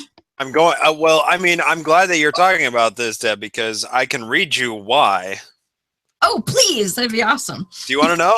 All right, this comes from Doctrine and Covenants, section 61. I'm going to read the section heading and then tell you about the history of it, and I'll try and find the right verse to read you. This is the section heading. It says, "Revelation given through Joseph Smith, the prophet, on the bank of the Missouri River, McIlwain's Bend, August 12th, 1831. On their return trip to Kirtland, the prophet and 10 elders had traveled down the Missouri River in canoes. On the third day of the journey, many dangers were experienced. Elder William Wines Phelps, in a daylight vision, saw the destroyer riding in power upon the face of the waters." He saw the devil in the water. He saw the devil in the water. Now, I'm going to see if I can find the actual. Was he swimming around, or was he just walking on water like Jesus? Or I'm trying to imagine I'm rowing my little canoe and devil. So it was a bear.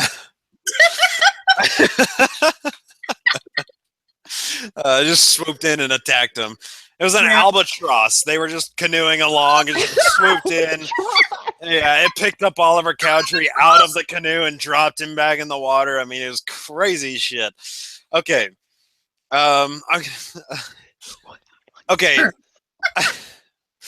Nevertheless, I suffered it that ye may bear record. Behold, there are many dangers upon the waters, and more especially hereafter. For I, the Lord, have decreed in mine anger many destructions upon the waters, yea, and especially upon these waters.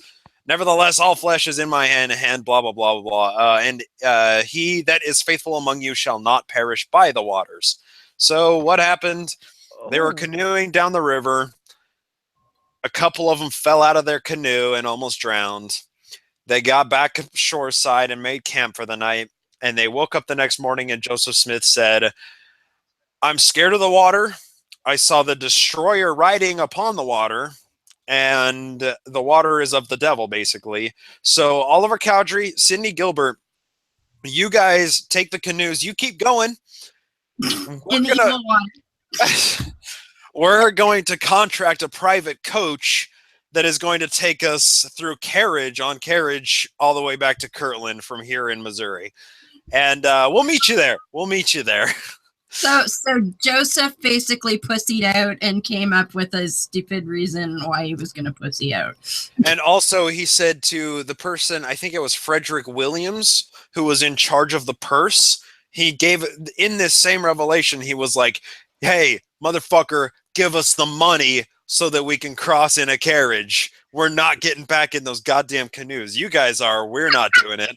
So Joseph and Sidney Rigdon hopped on a carriage, and they made it back.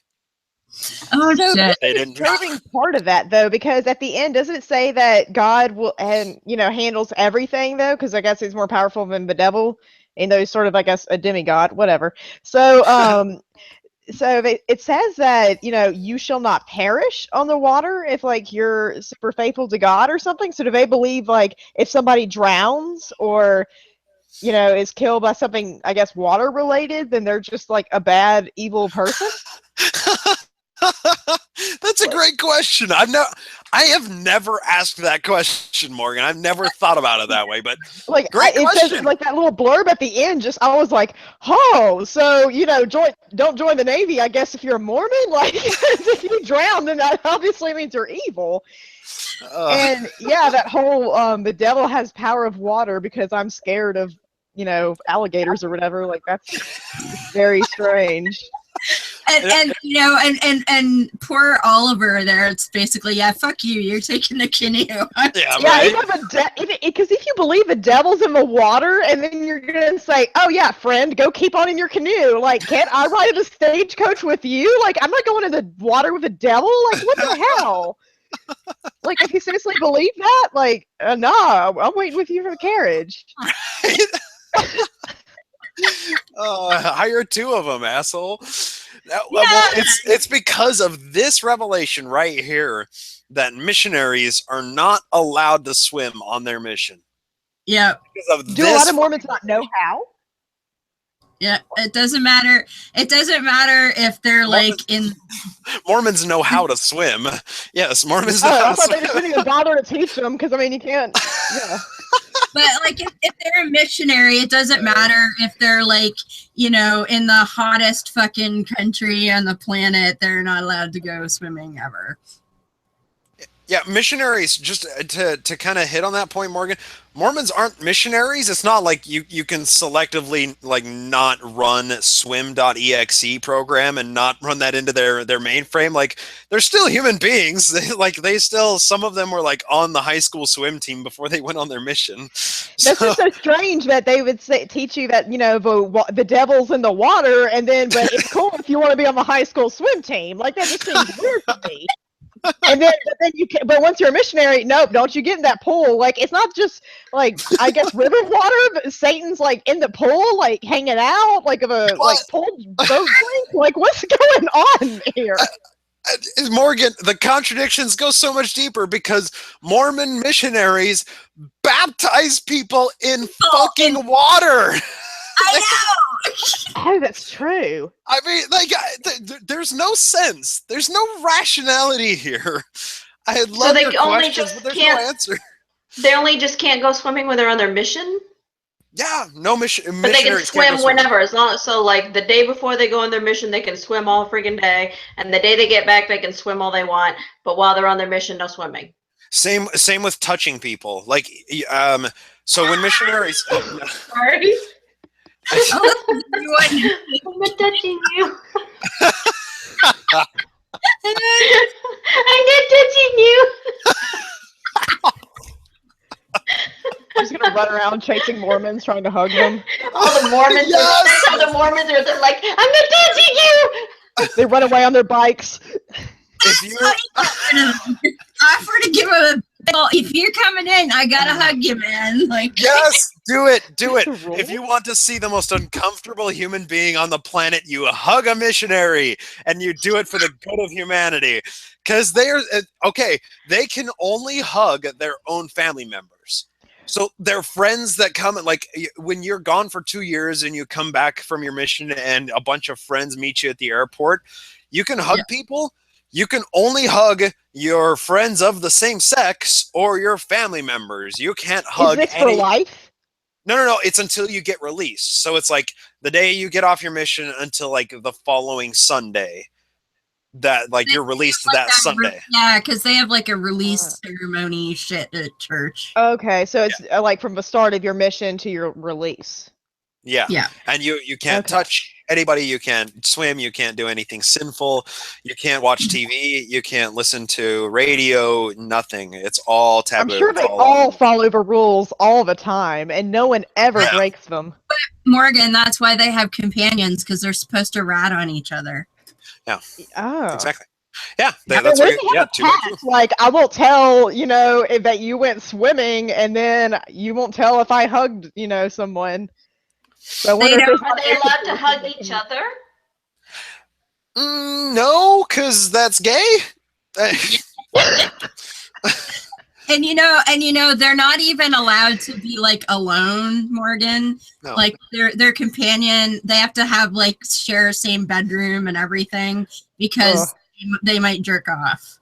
Yeah. And they can't have that happen. Yeah, because that never happens in college dorms when they share a room. Yeah, I know. Ever. Yeah. That's the idea. That's the idea. I mean, it's kind of naive, but that's the idea. Well, okay, so like you talk about this, they can't go swimming, they can't listen to radio. Like, these are the rules.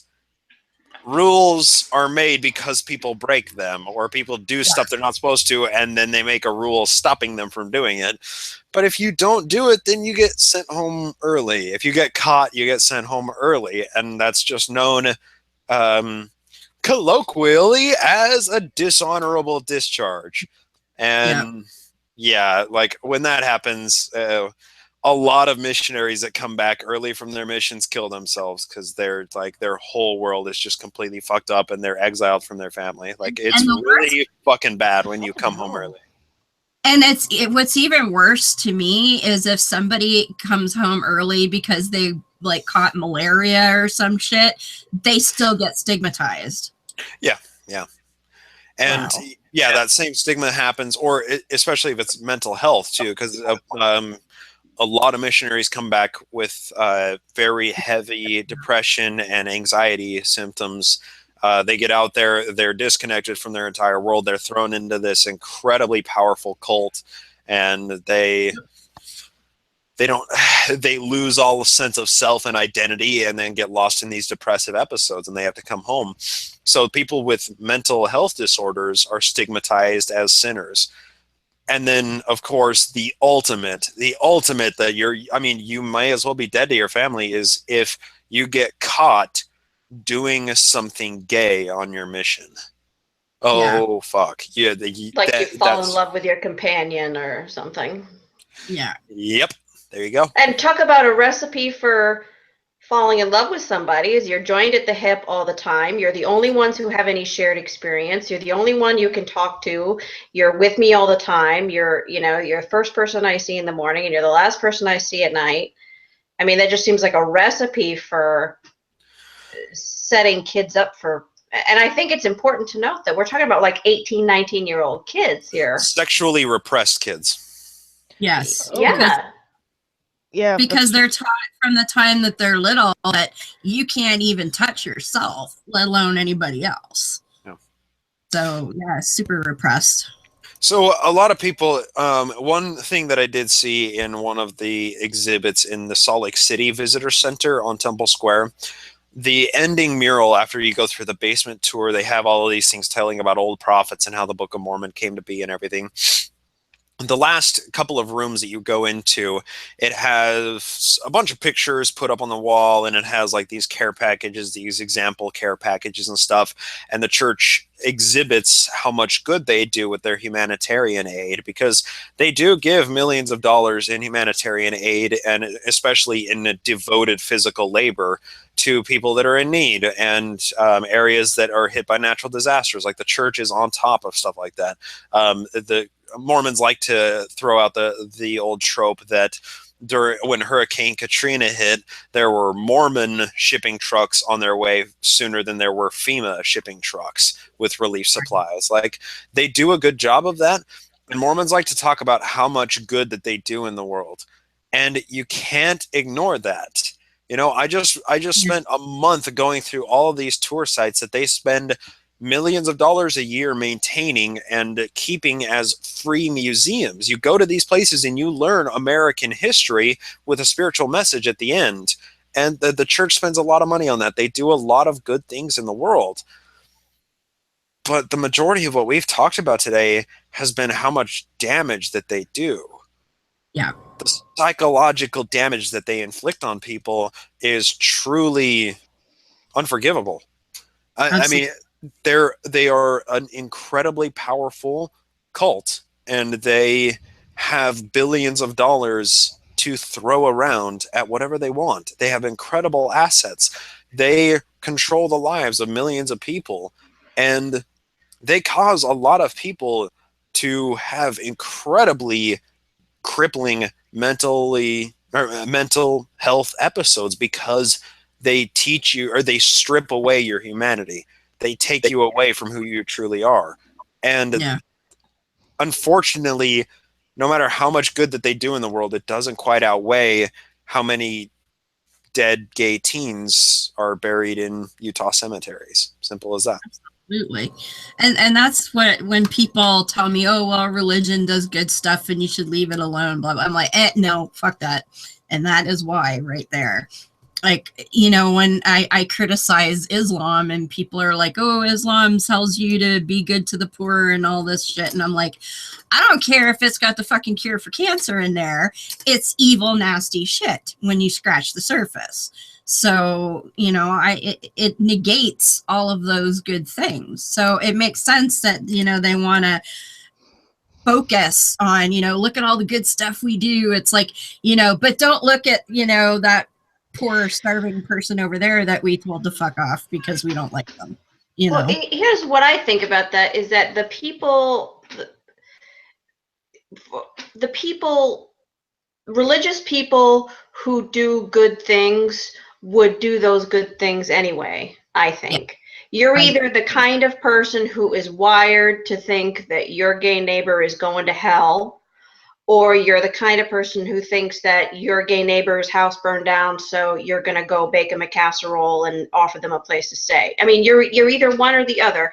And your religion, I guess the message that your religion teaches is relevant, but I think it's people, if you're a good person who has a generous heart, you're going to do that.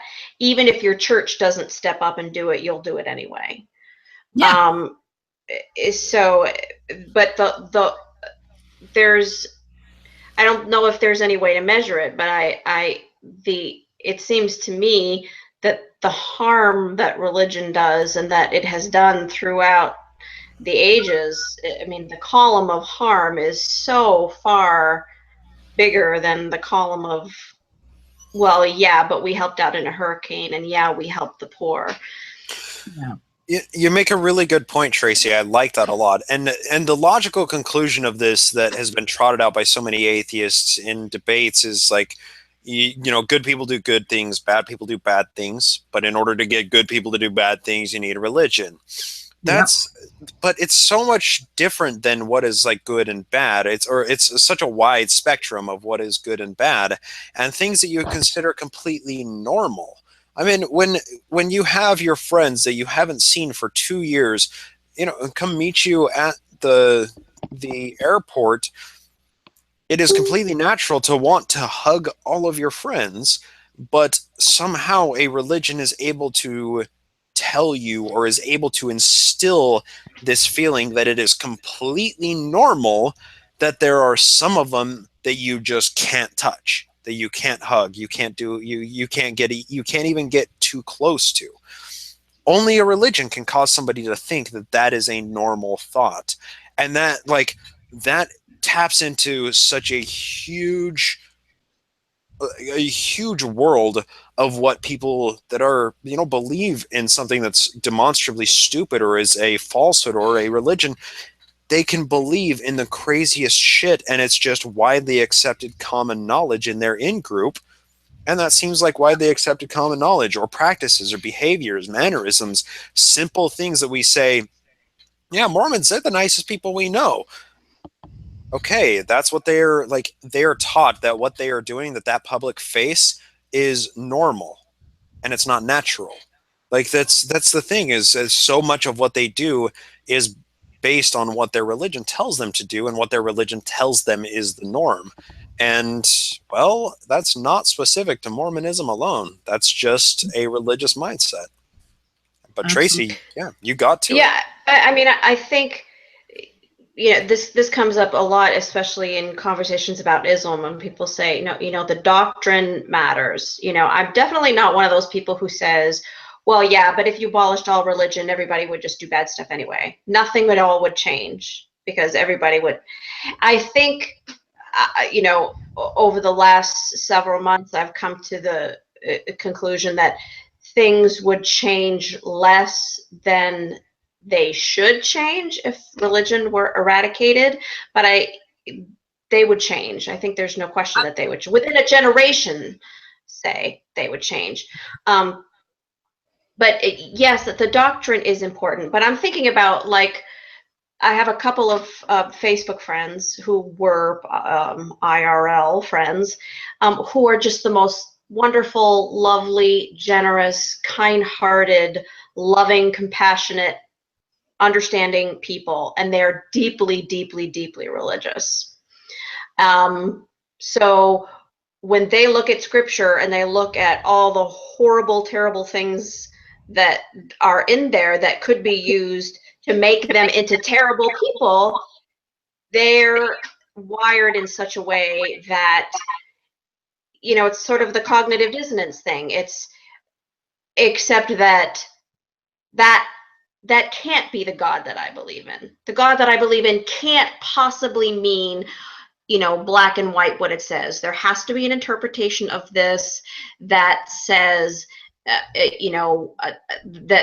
is a message of love and kindness and forgiveness and generosity, because they are just wired that way. The problem is that the message is there. So people who want to take it in black and white, it's right there. You can't say the rationalization for hating LGBT people is not in scripture because it's right there.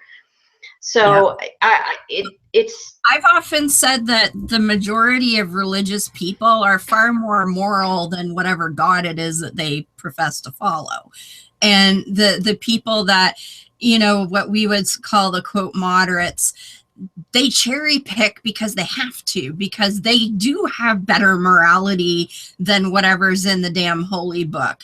They might read things like Jericho or Lot's story with the daughters and all of that, and go, well, yeah, like you said, there has to be a more benign way to look at this because I can't accept that the way it reads to me on the surface. So obviously I'm missing something because, I would never follow a nasty, horrible creature like that. But they're just morphing it into something that suits them better. And people who do get off on harming other people and treating other people poorly, they morph it less so into what they want because it's closer to what they are in the first place. And the reason for that is historically, people who had power did not value people who did not have power. That's what history tells us. So that's why all of these things make sense, that it was written by, power hungry humans with fewer morals than people have today. Is the way I look My at it. theory is people have to cherry pick scripture. You have to cherry pick scripture because there is so much contradiction in all of it that you can't, it would be impossible to follow scripture word for word, because for every passage that says you must do this, there's another passage that says you must not do this. So you have to choose. Perfect example.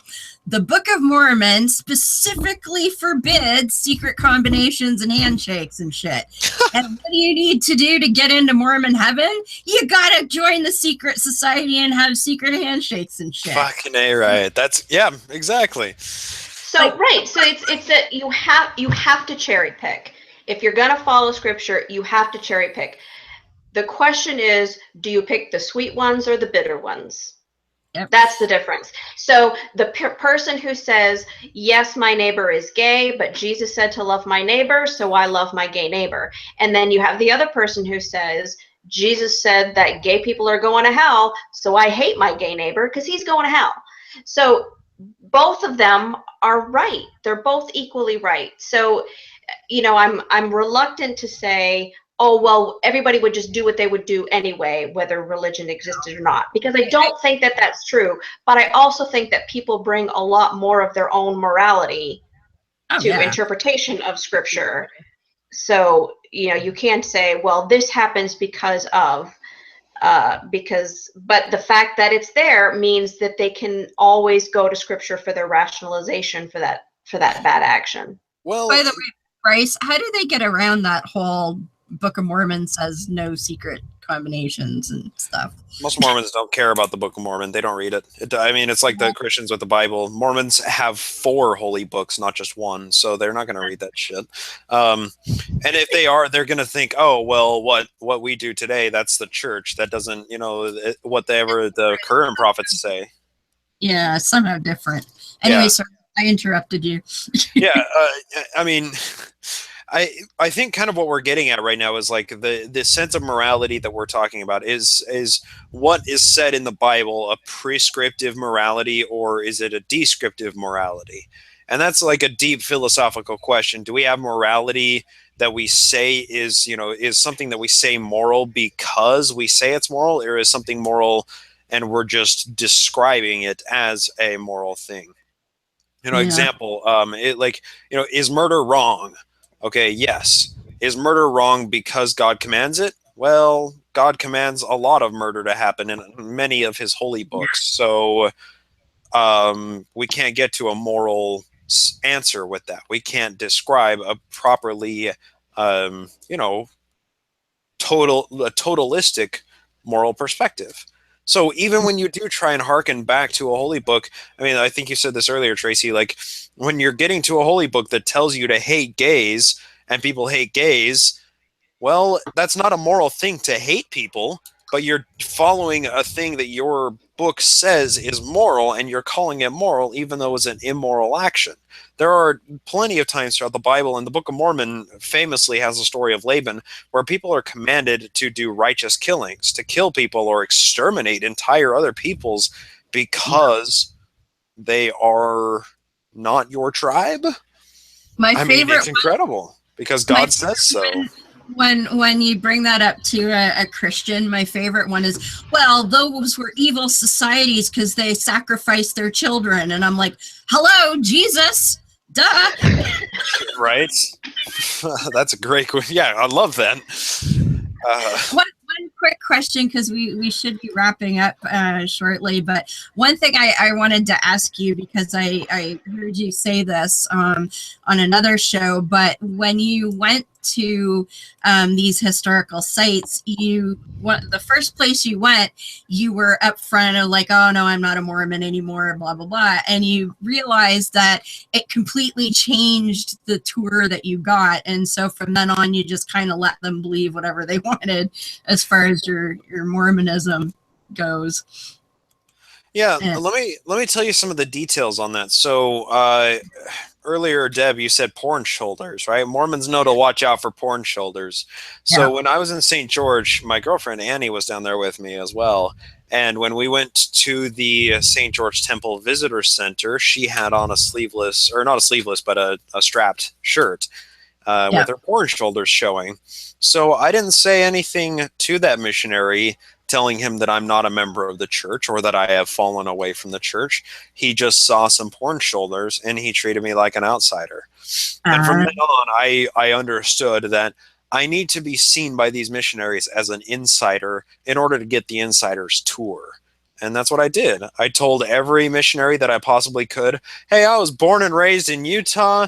This is the first time I'm making the Mormon history pilgrimage myself. I'm out here to look up genealogical records on my great great great grandparents to see what they did out here. All of these things are true. And also, I say, I'm a member of the church because because I've never had my name taken off the rolls, as many ex-Mormons have. I've never sent my letter in to have my name removed, and they've never excommunicated me. So I'm a member of the church.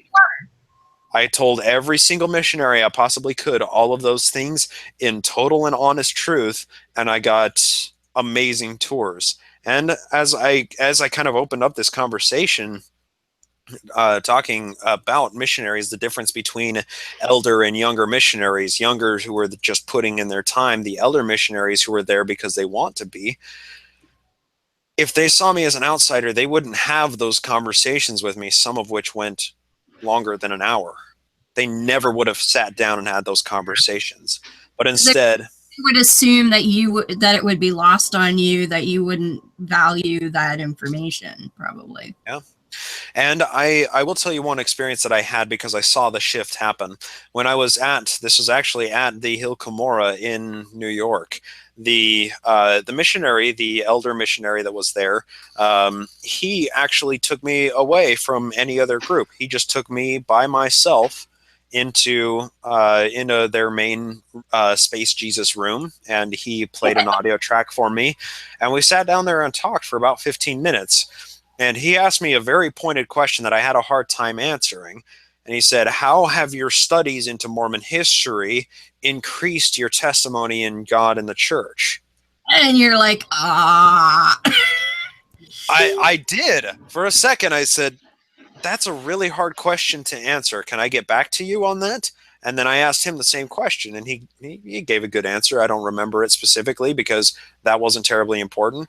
What was important later was the conversation that we were having in this darkened little viewing room that went on for about 45 minutes after that. We went into a little room, a theater showing room that they have there with just, 5 or 10 chairs with a big screen TV. And we watched, I think it was like 3 or 4 church videos that they produce. And the church puts millions into these things. I mean, they just do a snap up job on these videos they produce. And they get, good actors for them, people that are actually trained Mormon actors, and they do a damn good job. And we sat and had a conversation for quite a while. And I felt in this conversation that he was starting to become very standoffish and very defensive and putting up a wall. What I was saying was not getting through to him. He was not listening to what we were talking about. So at one point, he was trying to make a point, and he was really, really trying to make this point. And I said, Elder, please stop. And I had to stop him for a few seconds before he stopped trying to talk over me. And I said, listen, I enjoy talking about Mormonism with you because you're incredibly intelligent and you're an enjoyable person to have this conversation with. But I have to ask, is this a lecture or are we having a conversation? And he stopped. He stopped. That was the change. That was the shift. I felt it go away from combative and where we were having almost an argument to having an open and honest conversation. And after that, I went through the whole tour of the place, and I stopped and talked with him and his wife afterwards, after I was done with the tour. And we had an amazing conversation. And that was probably the best conversation that I had the whole trip. Right. because I could feel the shift. I could feel the dichotomy between an insider's conversation and the outsider's perspective. And it was powerful. And I'm glad that I did the tour the way that I did it. Well, that's pretty awesome because, and it's too bad that they would sort of have that attitude that if you're not an insider that you couldn't possibly appreciate the deeper conversation too. But that's kind of how religion goes, I guess. Well said. That's exactly it. And like I talk about this stuff only because I've been, ingratiated into this world for years now of my life, a significant portion now, it feels like. I mean, I've been studying this at like a college level now, and I've been writing reports on it and reading them into a microphone as a podcast. I mean, this is what I'm doing for a living, is Mormon history. But it's just because it's fascinating and compelling, and I have a personal connection to it, and I have the insider's perspective. There are a lot of religions out there that are extremely similar to Mormonism for a lot of the things that we talked about tonight, for all of the damaging shit that religion does. Mormonism doesn't necessarily stand out above and beyond many other religions. It's another just fucked up religion. Yeah, it's just a little spacier than most, I guess. Thank you, 19th century. I know, eh? It's like, Mormonism is kind of like steampunk Christianity, Right? The metal plates and the submarines and like the little brass compass and shit. Yeah, the Liahona, yeah. That's another one I always get a kick. I'm like, yeah, that Liahona, man, that's some pretty whack shit. Okay. So Tracy, I want to use the Liahona. Okay, so one thing that we think that some Mormon historians think that Joseph Smith plagiarized, the Liahona, the compass, the brass ball, the description of it, we think that he plagiarized from a description of a torpedo that was used in the War of 1812. It's fucking awesome, right? How cool is that? So yes, steampunk as shit. That's perfect. That's awesome. So Mormonism is steampunk and Scientology is all sci-fi. Oh shit. Yep. Well, dude, it's 2 hours. Woof, gone. But thank you so much for joining us. That was a great discussion. And thank you for having me. This has been really fun. Thank you all. And it was nice to meet the two of you, Morgan and Tracy. You as well. It was nice to meet you too. I enjoyed the conversation. We don't get much, I guess I don't hear as much about Mormonism other than through, podcasting and things like that. So it's always interesting to hear more. Broadway. All right. One of these days, we'll have to get you to come back and see if I can't get New Name Noah to join us, because that guy is crazy as shit. Yeah, good time. I like the sound of that. Well, I told you he modeled the Garmies for us last time. Yeah, I was there for 20 minutes of that conversation. I popped in right at the very last moment, and then you had me on the next week to fill in. I was like, oh, damn it. All right, so let's make that next time. We'll get on with New Name Noah. That'll be awesome. Yeah, I have to drop him a line and have him come back too, because that was fun. Yes. But do tell everybody where they can find you and your fabulous wealth of historical information. Yeah, thanks, Deb. Just Google Naked Mormonism, Facebook, Twitter, podcasting app of choice, wherever you download podcasts. You can find me there. I'm also the co-host on the My Book of Mormon podcast. I know that was David Michaels' gig for a while, but now Marie and I are going through the Doctrine and Covenants, and we read through section 61 and talked about how hilarious it was that they were in boats that flipped over, and then there was a curse on the water magically. So, yeah, Google, check it out. Bryce Blakenagle. Don't try and spell the last name. Yeah, it's Blank, not Blake. I almost put the show out without an N in it, and I'm like, no, he's the Blank guy. Maybe that's why everybody calls me Blake. It's the most incredible thing. I can see that. Is this you at Naked Mormonism? That's me, yes. Right. I would Follow. at Right on. Mormonism. So yeah, blah, blah. Morgan, where can we find you? Okay, well, I'd first like to say about the FEMA bullshit, about them saying, oh, we got there before FEMA. As someone who lived through Hurricane Katrina in Mississippi, that is an Jesus. incredibly low bar. Anybody could have gotten down here faster than FEMA. I was without power for 2 weeks, and my family almost got into a physical fight over ice at a gas station. Jeez. Damn. It was the most Mississippi thing to ever happen. I was like, we live in a freaking third world country with fucking iPhones. What the hell? Fuck, man. So yeah, that was awful. 2 weeks without power in August in Mississippi. So yeah, anybody could have gotten down here faster. But so you can follow me at Mostring on Twitter. That's MOSTRING. If you can't tell what I'm saying because of my thick accent. And you can also find me on the Bi Skeptical podcast with Trav Mamone. That podcast comes out about every 2 weeks, and you can find it on iTunes, Stitcher, or Spreaker. And you can also add me on Facebook, Morgan L. Stringer. Just send me a message along with your friend request so I know you're not some weird Russian robot thing. Or in my case, some Muslim guy who wants porn. Yep. Tracy, where can we find you? I am Godless Mama on Facebook, and I am on Twitter at The Godless Mama. And my blog is godlessmama.com. And I always forget to mention this, but I also have another page, the Political Feminist. And our lovely Morgan is a co-admin at that with me. Awesome.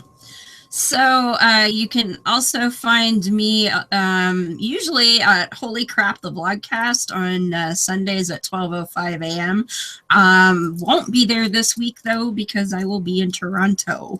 And that also means that next week's show, Morgan and Tracy get to run that because I'm not going to be here. Some guy got me to go on a hangout with him and some people, so like I won't be here next week. I don't know who that might be. Yeah, that bastard Lawrence Krauss got you. Stole you away. No, that was you, Mr. Bryce. I'm really looking forward to it. Yeah, so the people that are listening to this right now, be sure to check the podcast feed. It'll be up in about a week and a half, and we'll get together and we'll put that up, and it's going to be fun having a live Google Hangout with you. I'm looking forward to it. Having you as my guest, I can ask you some questions finally. There we go. Excellent. Awesome. But yeah, so yeah, I won't be on Holy Crap because I'm going to be at Imagine No Religion #7, which is taking place in Toronto this weekend, starting on Friday evening if you have a VIP ticket.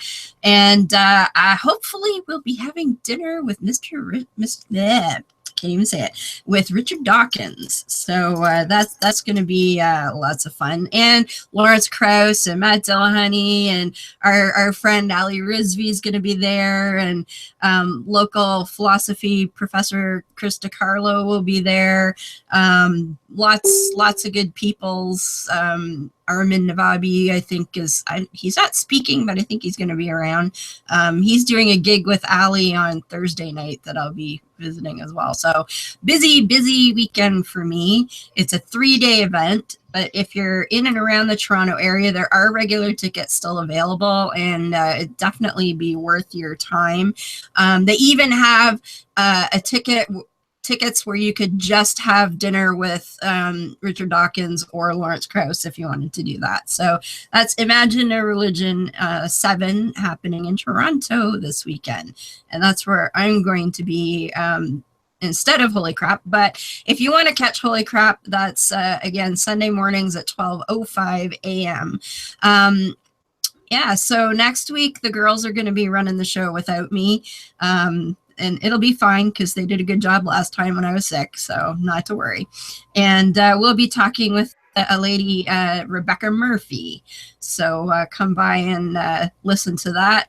When you're done, well, no, you can't watch me with Bryce because you have to be a patron and stuff. So, but that's okay.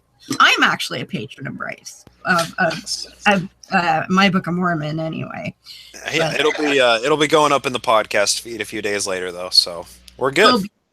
Cool beans. And as we also like to do, and before we go, and Bryce, you wouldn't know this, but we had one of our listeners and patron decided that he wanted us to talk about Whitefields Educational every week. So we actually do that. We talk about the Taylor Scholarship every week. So that's at the Whitefields Educational Foundation, and they provide counseling services for people who are leaving or want to leave religion. And because it's based in Utah, they deal more so with ex-Mormons than most other religions, but they'll talk to anybody. And they have the Taylor Scholarship, which David Michael started once upon a time and is sponsored by the My Book of Mormon podcast. So that's at whitefieldseducational.org/My Book of Mormon podcast. So if you feel like a good charity to support, that is definitely one that we recommend. And of course, we also have a Patreon, and if you feel like throwing us a few bucks, we certainly appreciate that. We use that to pay for our Spreaker account so that we can maintain our whole library of past shows and come live on podcast every week too. So I think that about does it. As I say, we'll be back next week, 9:30 p.m. I won't. The ladies will be here. Beth will be back. It'll be a lot of fun. Come hang out, and you can hear me with Bryce a few days after that. So I think until then, I will wish everyone a good night, and we will close out as usual with Foda's Creed for Humankind, and we'll see you next week. I know the truth and power of reason and of rational thinking, and I will use them to my advantage. I know the truth and power of educating myself and of expanding my intellectual boundaries, and I will educate myself. I know the truth and power of vanquishing ignorance, and I will do so whenever the opportunity presents itself. I know the truth and power of morality without supervision, and of true and accurate righteousness. I know the truth and power of obliterating tyranny, be it intellectual, emotional, or philosophical, and will work toward that goal whenever and however possible. I know the truth and power of human ingenuity. I know the truth and power of human compassion, and I will be mindful of the welfare of others. I know the truth and power of equality and fairness for all living things. I know the truth and power of the importance of our families, our friends, and our fellow men and women.